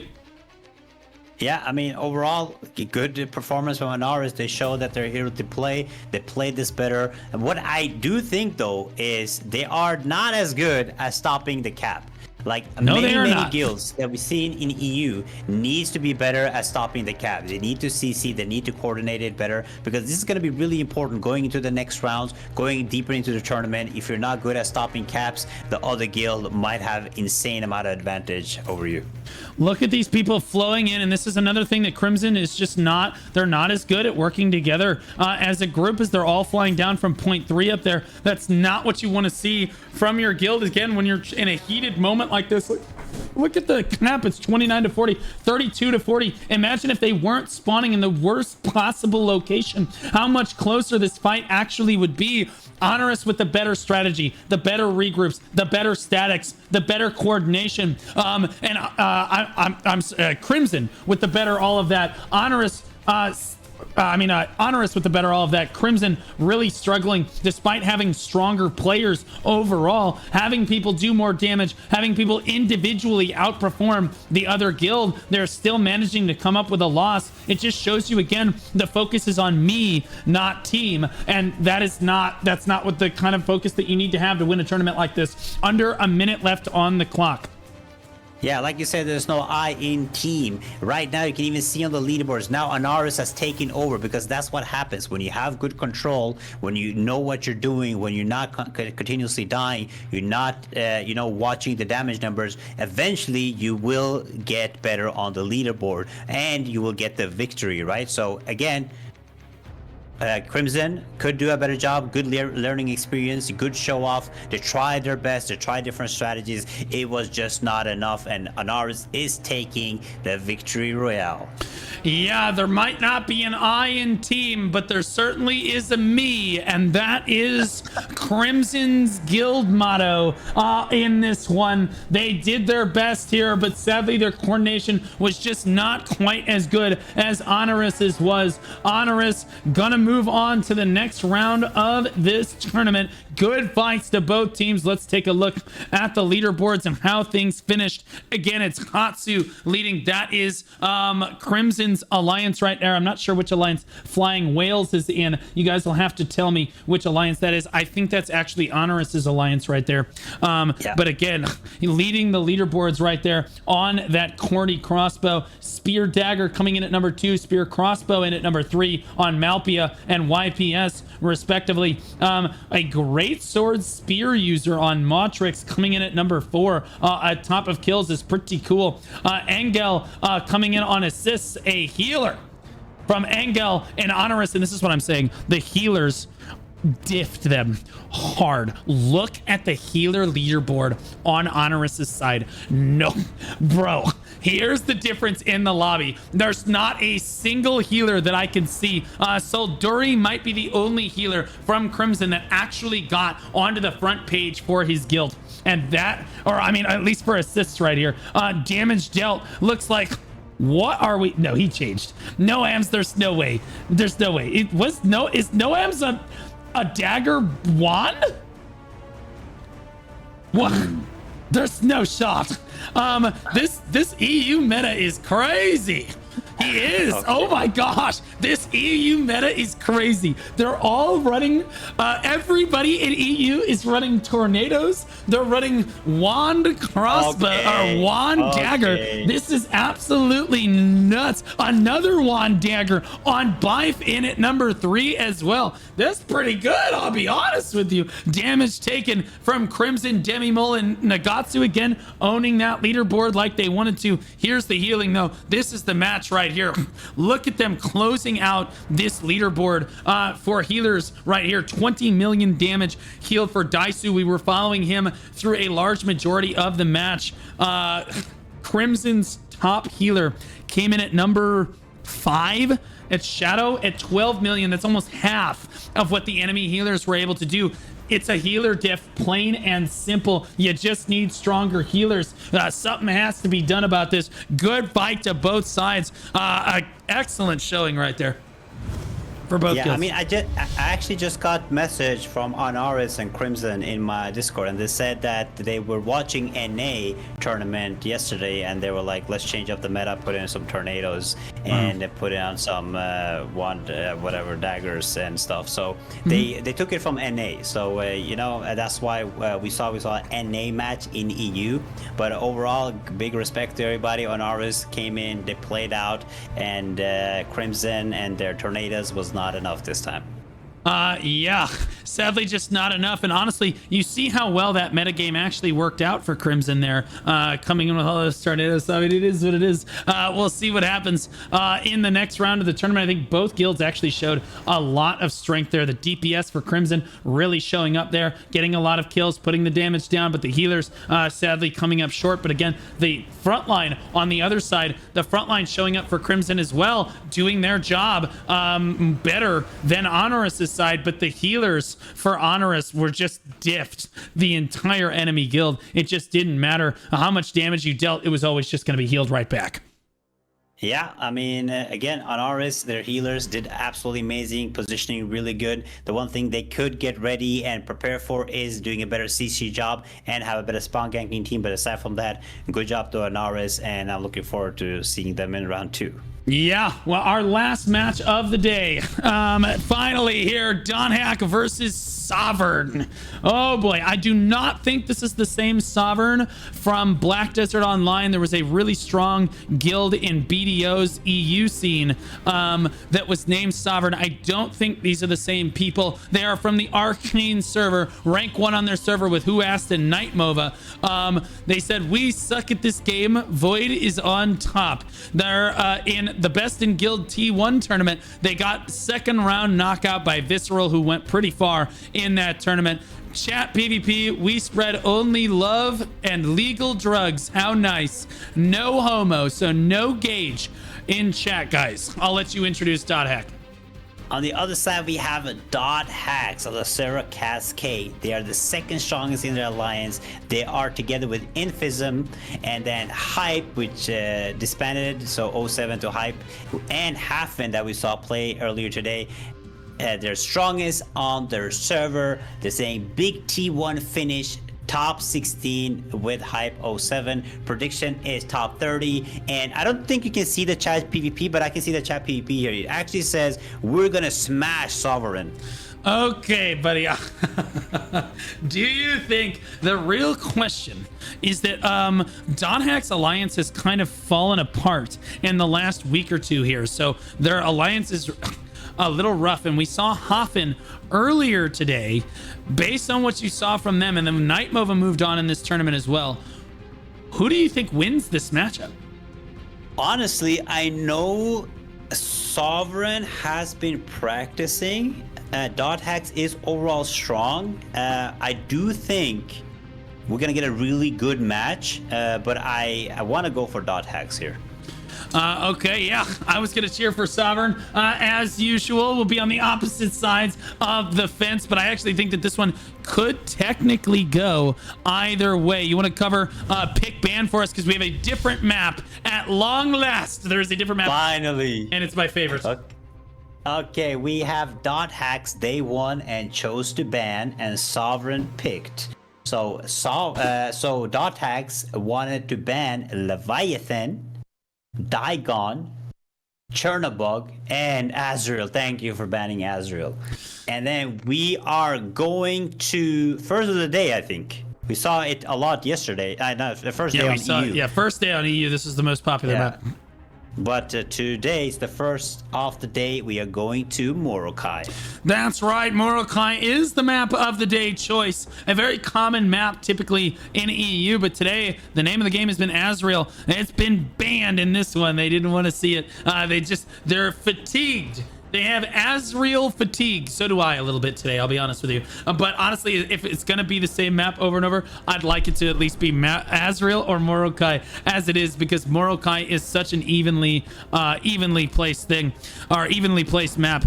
Cordy crossbows looks like Habibu with Chinese characters or Asian character name is Habibu, so you have to look for that. Only one Asian character name per guild is allowed in the EU tournament, as we had people trying to exploit that for to barcode their names, and we had to handle that. But so you see the Asian character name actually will make him more easily identifiable as the Cordy user on the side of Sovereign. And then Gosa as well also has a Cordy crossbow on Sovereign. Only one Cordy on the side of Dot Hacks, and his name is Brisket.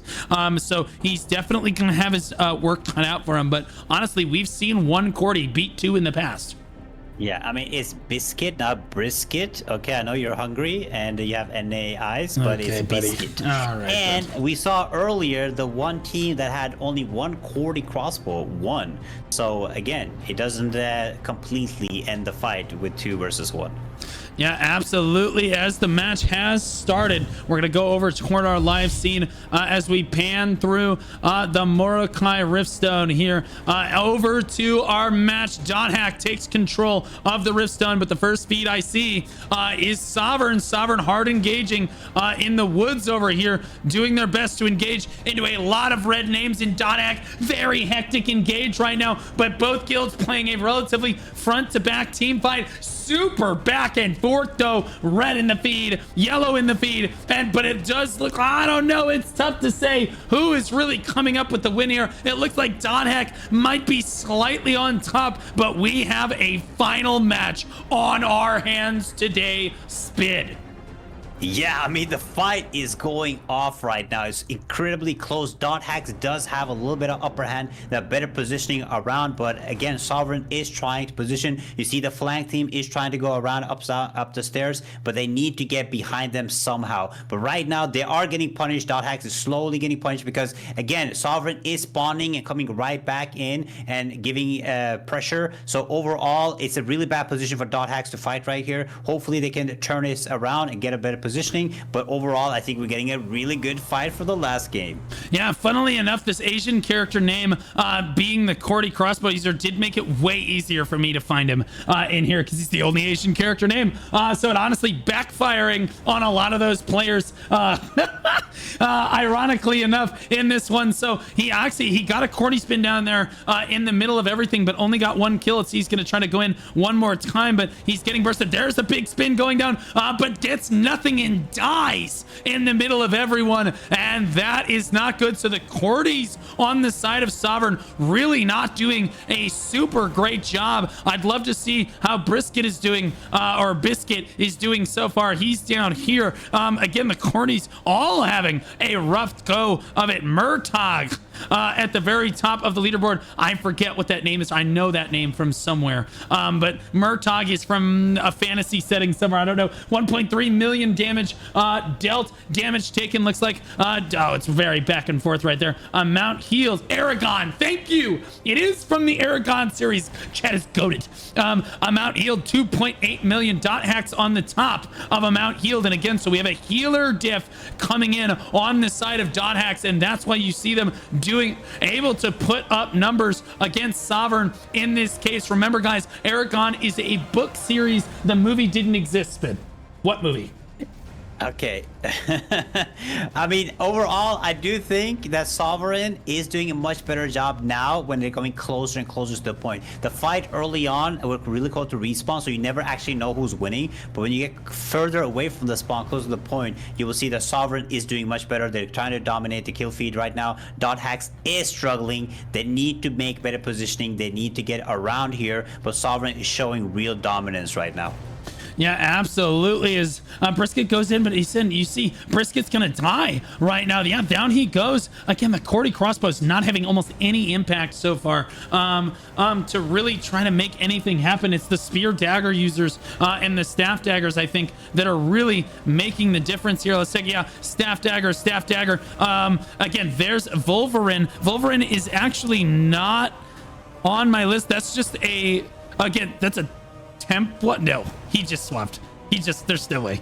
That's a Templar. There's no way. I don't believe it. But then we see a spear dagger coming in here. Sovereign at the top of the DPS leaderboards, but again, Dot Hacks winning on the healing leaderboards. So it's back and forth.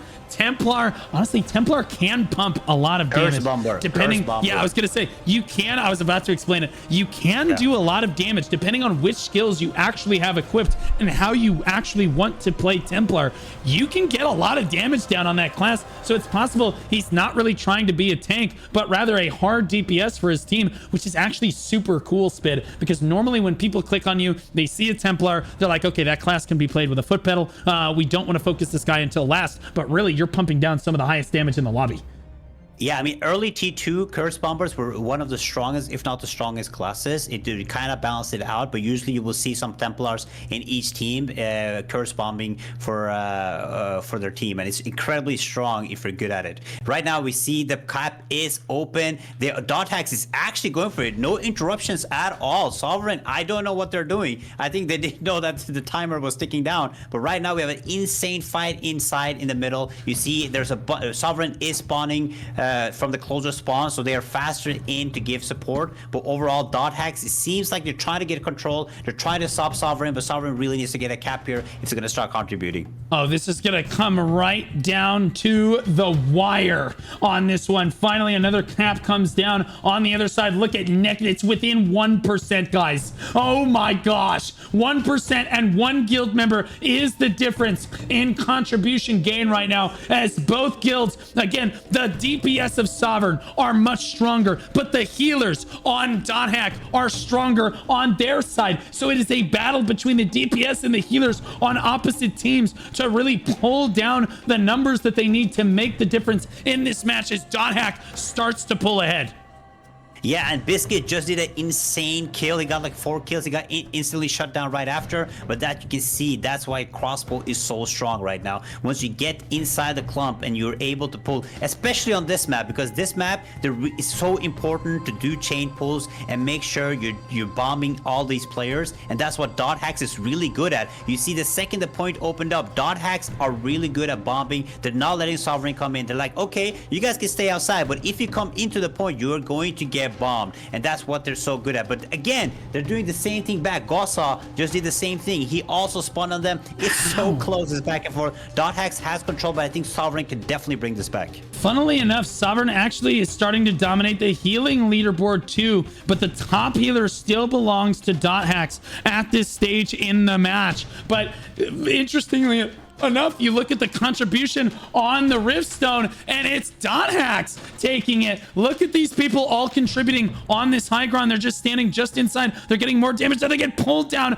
to the low ground. They're at 92%. Sovereign, although they're winning in DPS, they're winning in healing now. They're winning in tanking. They're winning across the board. Blanket, but they don't have control of the Riftstone? When will EU start to learn that it is guild coordination that matters more than actually just getting kills and DPS in a lobby? Oh my goodness, Donax coming out and able to cap that Riftstone despite Sovereign dominance overall. Yeah, I mean, overall, again, .Hack's doing a really good job controlling around the point, inside the point. Sovereign just can't get through. They need to do better positioning. They have to get on the side and capture the point. Is so important to get the cap off so they can start contributing. But right now, the point is open. There's nobody on it. All they need is one of the Guardians to go and start capping it. But I don't know what Sovereign. Maybe they want to stab at. Maybe they want to wait, let the timer get down. Maybe they want to get better control. But I just think that they don't know what they're doing right now. I think they do know what they're doing. Maybe it's an intentional like grief. They're waiting to cap the point. Nope. They're just griefing themselves. Okay. Perico, I was trying to give him the benefit of the doubt, bro. I'm a caster. I'm just trying to say, I think that they're great players. I just think that, yeah, they're misstepping a little bit here. That finally they initiate another cap onto the point, but you'll notice that despite the fact that Donhack isn't leading on the leaderboards, they're able to dominate this point. Look at that, 17-3 people on the point. Nobody from Sovereign wants to be selfless. Nobody from Sovereign wants to actually help the team. They're all, it's about me. It's about that I'm the I in this team right here. They don't want to step onto the point because that would put them at risk. The DPS don't want to step onto the point. The tanks aren't even on the point. The healers are not even at the point on the point. But Donhack is shit. Like, they will just commit. Their members step onto the point. We saw their DPS firing from the high ground just inside the point earlier in order to secure the cap initially. Sovereign is able to get these caps down, but no one is selfless enough to stand onto the point. They're way too worried about the scoreboard.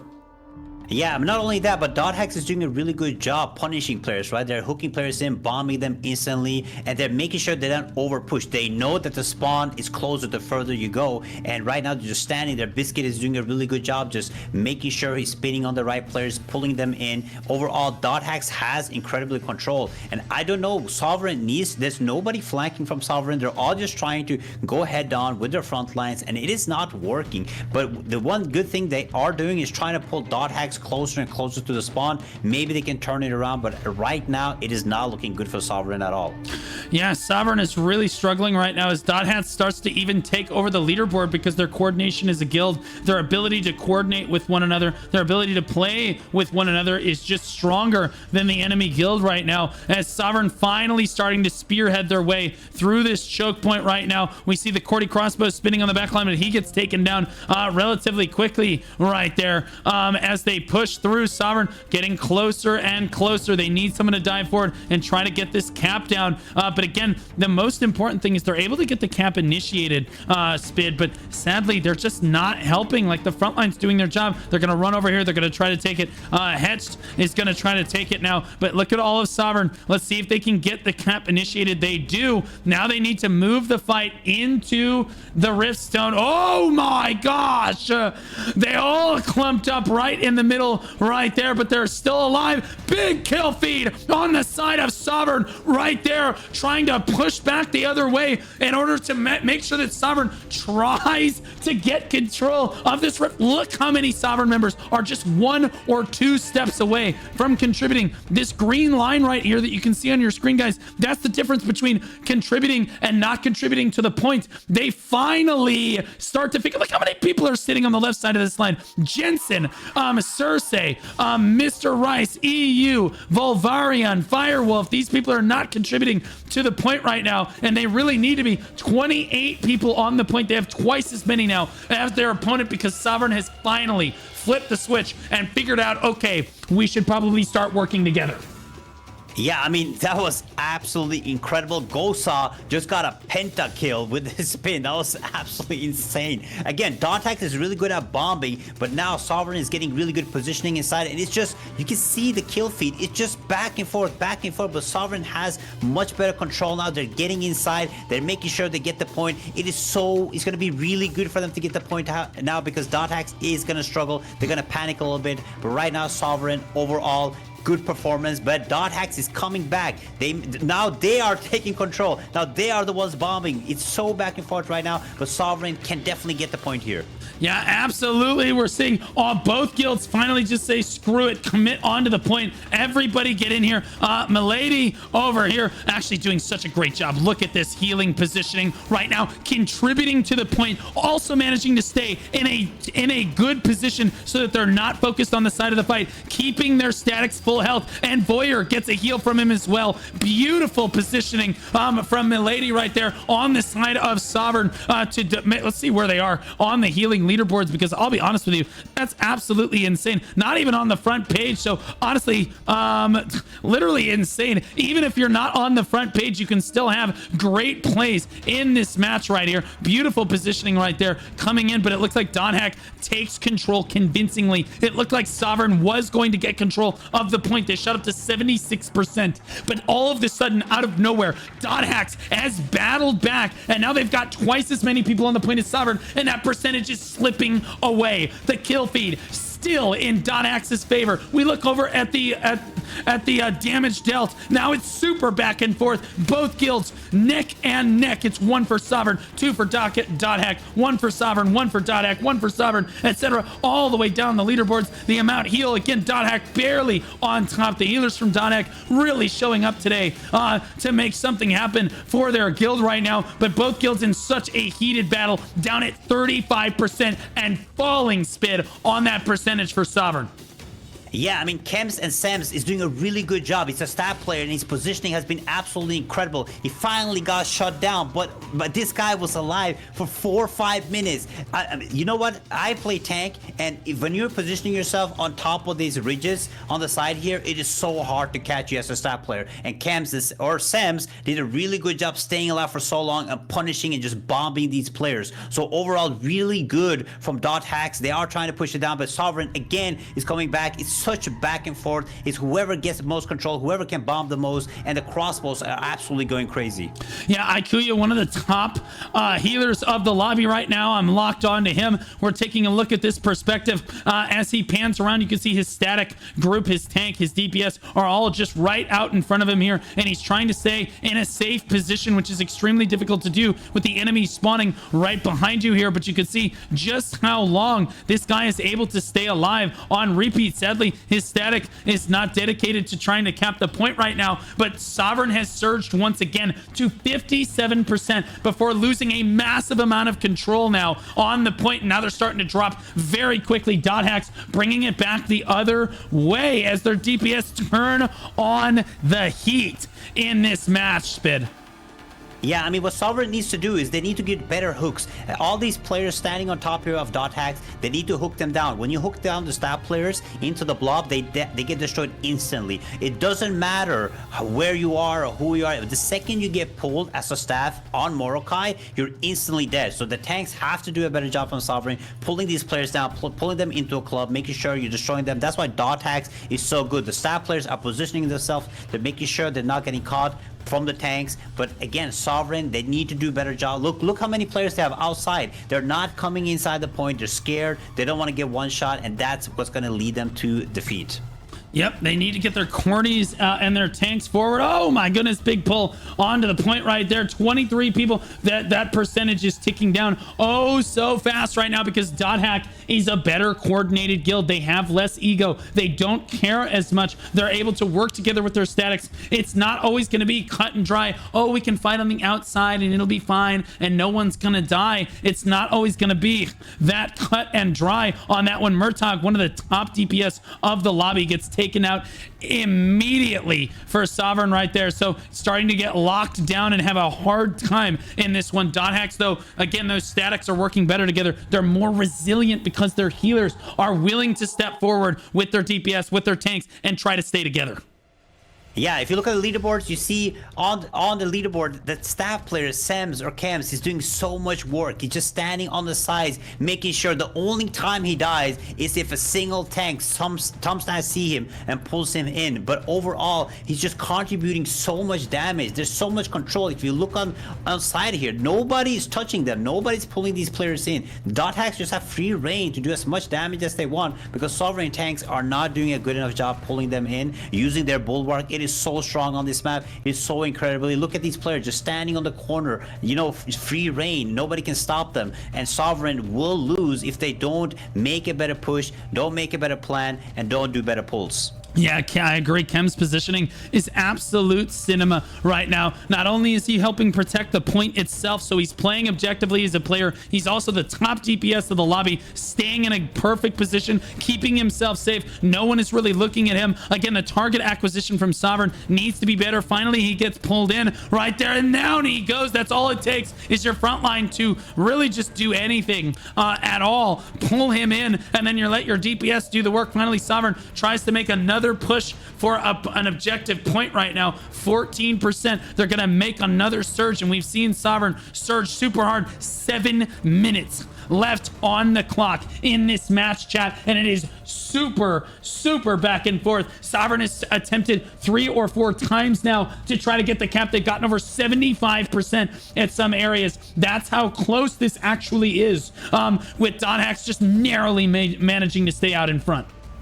Yeah, I mean, Sovereign, this is a really good push. This is a really good push. They wipe most of the Dot Hacks players, but Dot Hacks is really good at coming back, positioning themselves. Again, like you showed earlier, if they're good at pulling these players down, look at them. They're standing up top. If they pull them in, pull them into the clump, they will be able to win this. They have to do a good job pulling them in and then just wiping. The DPS will do the job. It's just so much happening, so much bombs happening. Sovereign just has to make the push. And right now, they have good positioning, but again, the second Dot Hacks comes back, it just completely changes, Blue. Yeah, this Prada guy, again, the unsung hero of the fight right here is Prada running around looking for these like low health targets, and these people these pigeons trying to fire from the high ground. You saw the moment that I locked on to Toilet Nuker up there.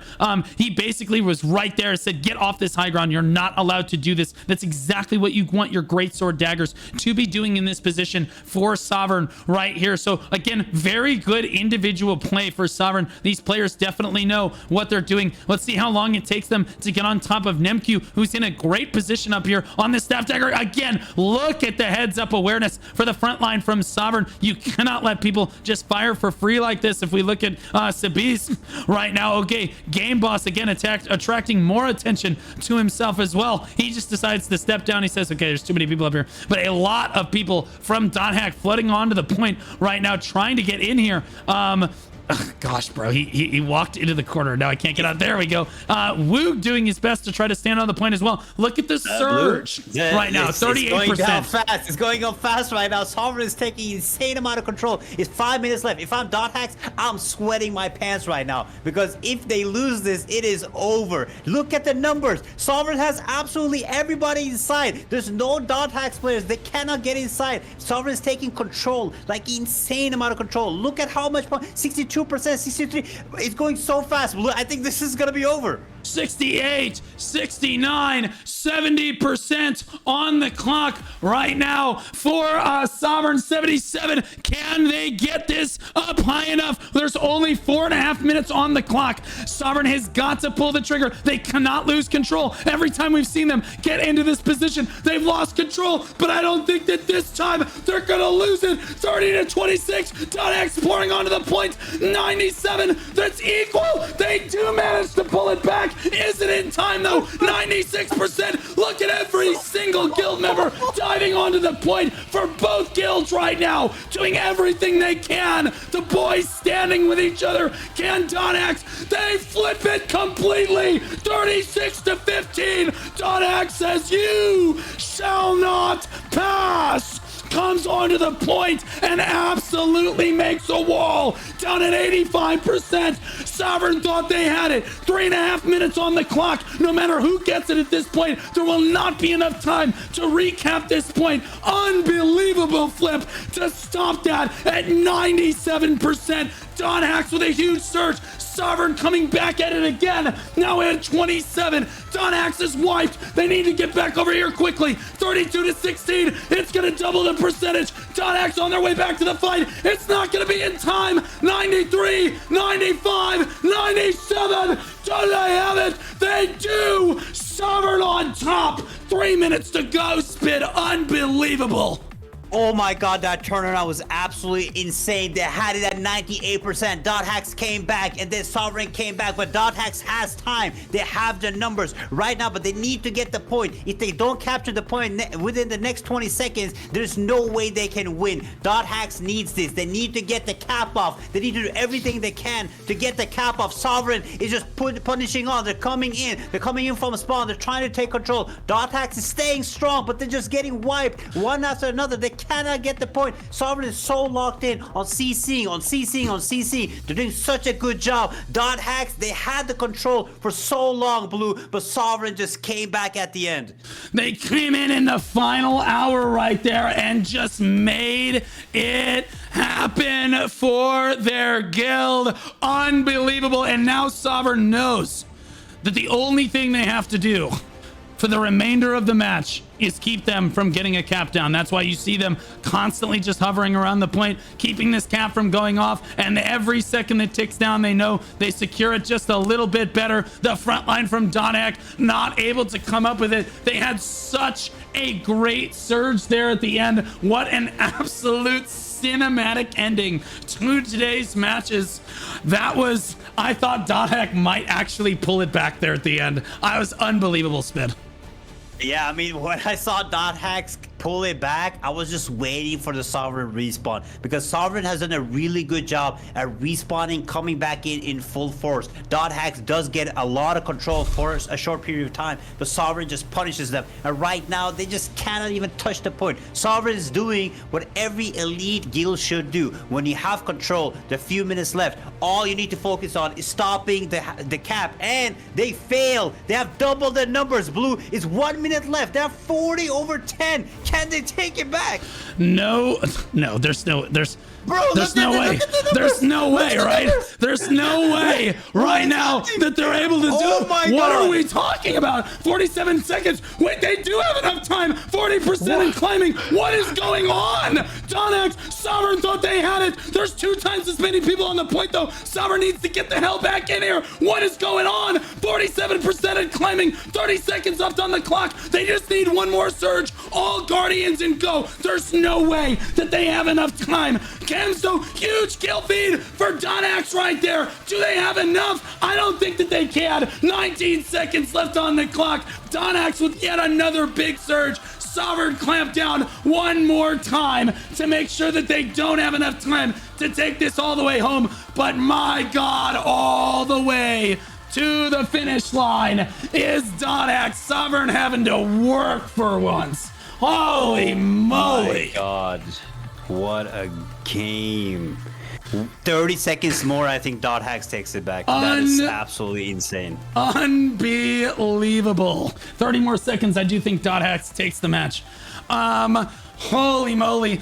Look at the leaderboards. Dothaks leading on the leaderboards, but again, we said Sovereign was leading on the leaderboards at the start, and it was Dothaks that was on top of the point and capping the point. It ends with Dothaks winning on the leaderboards, but Sovereign coming in and winning the match. So really cool to see that flip, to see your boys and girls come together as a guild and make that happen. Highest damage on the day to Chems on the staff dagger. 8.8 million damage done. That might be the highest in the whole tournament worldwide to this point. Murtag at 1,000 less damage.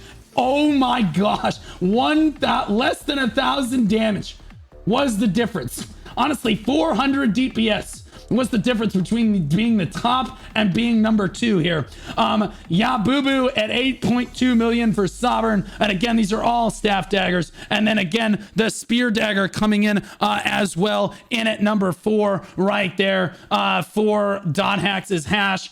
Damage taken looks like it's going to be DotHax, Ivor Ragnarsson, and Maria Catalaya. Yori Shabito, sorry if I'm butchering these names. El Kaiser right there as well. All the best tanks in the lobby. The amount healed, 33.7 million for Ikuya. We were locked onto him for a while. Gusto, and Maya also representing DotHax as well. Iris Vale, the best healer in the lobby for Sovereign, alongside Solaria, 26 and 25 million healing respectively. Good fights to both teams. We saved the best for last today.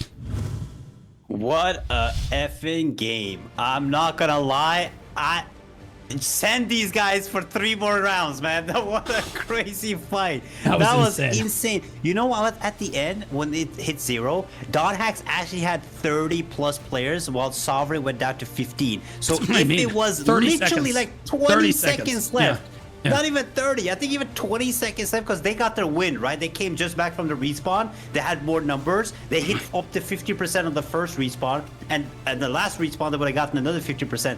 I'm not even kidding. 20 more seconds and DotHax would have won. That is heartbreaking, man. Literally they had insane. So good control. Sovereign, again, they came back. They showed force. They were able to get it. And overall, I do think DotHax is absolutely amazing. It's really heartbreaking and sad that it went out that way. But what a match, man. Thanks to both teams. That was absolutely incredible. Cinema. Let's take a look at the instant replay. This is how quickly these caps actually went down. As you see, Sovereign get the winning cap right. What ultimately became the winning cap right here. They surge onto the point one final time as they get there. And again, this is right after DotHax came back and looked like they were just gonna hold the door at 97%. Sovereign did manage to bring it back and cap it, and that ended up being the final cap of the match, but only narrowly. Only narrowly on that. Good fights to both teams. I'm sure there's a lot both teams could have done better, but certainly our highest skill game of the day as well from both sides. Good fights to both of you guys. As we look ahead to round 2 of the tournaments, it's only going to get more competitive from here on out, guys. Every guild that makes it through, again, you start to get to see the stronger and stronger guilds all fighting each other. The strategies get stronger. The meta changes. You see guilds doing super sweaty things, practicing in war games. Even the pick ban gets stronger. Hand of Unity will show up. A lot of our buy rounds, some of the best guilds in the tournament will play for the first time in round 2 next week. Hand of Unity versus Ethereal in round 1. Just Crits versus Soul Society for match 2 of the day. Legion versus Orca White. Void versus Imphism. Failure versus Night Mova, although Failure dropped out, so Night Mova will just move through. Yeah, Spid takes that W. You can't spell stupid. Wait, you can't spell fail without failure. Disband, yeah. That's right. There we go. Without disband. Okay, it doesn't have the same ring to it.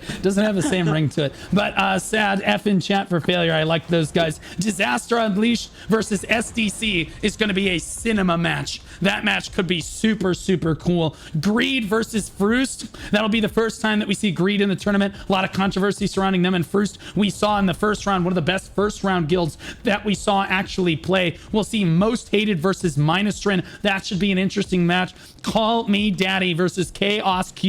Again, another close one that we might see there. Goblin Slayers versus Lunarch. We saw Lunarch play today. That looked really cool. X-Mark versus Divided should be a very close match. The X-Mark boys are very strong, but Divided showed up in a big way today against Villains, so really cool from them. Who Asked versus WakaClan. I know that the crowd favorite will probably be WakaClan on that one, but Who Asked really going to show up and try to make something happen there. Really, really cool. Aura versus Omen. Omen, as strong as they were today, they had to get through Dream. You got to give Omen credit. These guys are running the gauntlet of this tournament. Omen had to fight Dream in round 1, which is a really tough round 1 matchup. And now they're on to Aura in round 2, which is one of the highest seeded teams in the entire tournament. Is tough on them. Feud Slap versus Honoris, Visceral versus Dot Hack, and then Reborn versus Unbound. Which match do you think is going to be the closest? The closest is definitely Farus versus Greed, I think. I think that both guilds are extremely strong. Of course, I'm rooting more for Farus, but I think they're really equally matched, and I think that's going to be the best match for round 2 for sure. Yeah, absolutely. It looks like people are saying Fruit Slap disbanded. It is possible that they did disband. I'll have to take a look at it. It's possible that they're having their alliance play for them on that team as well, but we'll see.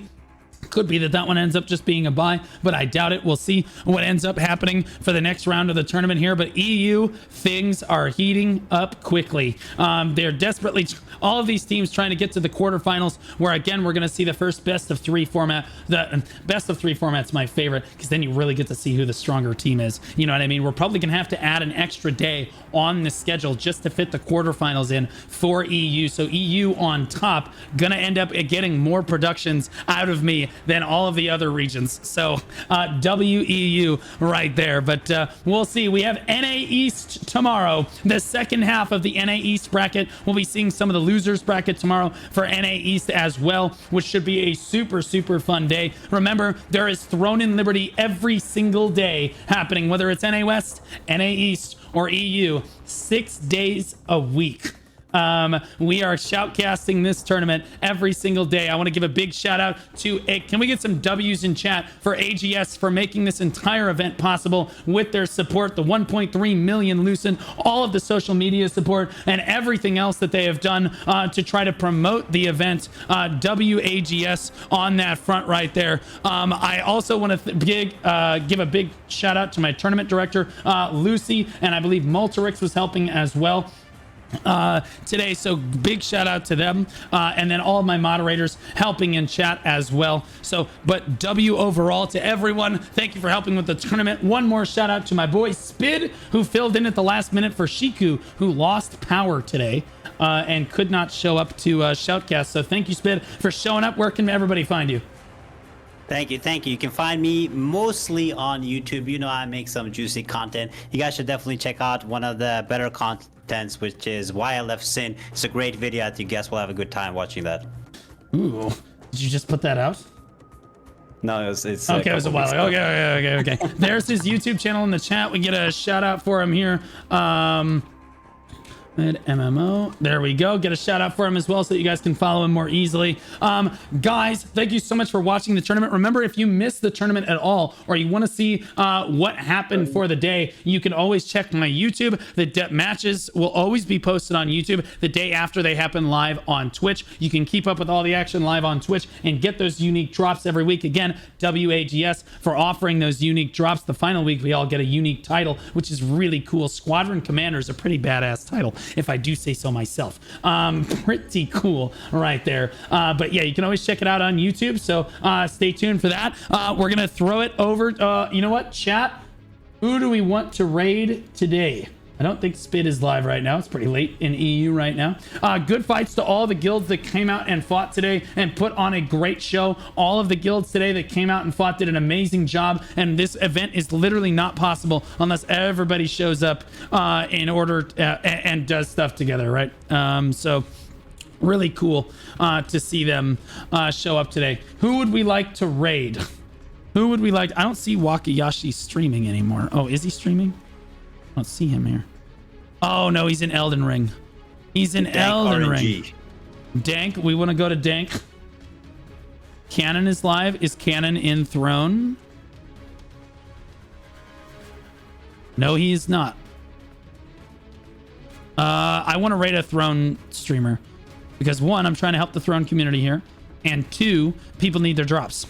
So Zachriel, we raided Zachriel last time, so we will raid Dank this time. I'm trying to spread the love. I love Zachariel. In fact, I'm talking to Zachariel about potentially being a caster on the desk for EU. He said he'd love to, but there's a vetting process and everything that has to go on for that. So we're trying to get that sorted. So hopefully you guys get to see him on the desk next time. I'll go ahead and throw it over to Dank RNG so that you guys can keep getting your drops. Guys, I'll see you tomorrow for NA East. 6 p.m. Central Standard Time is the first match of the day. Have a great rest of your evening, guys, and we'll catch you later.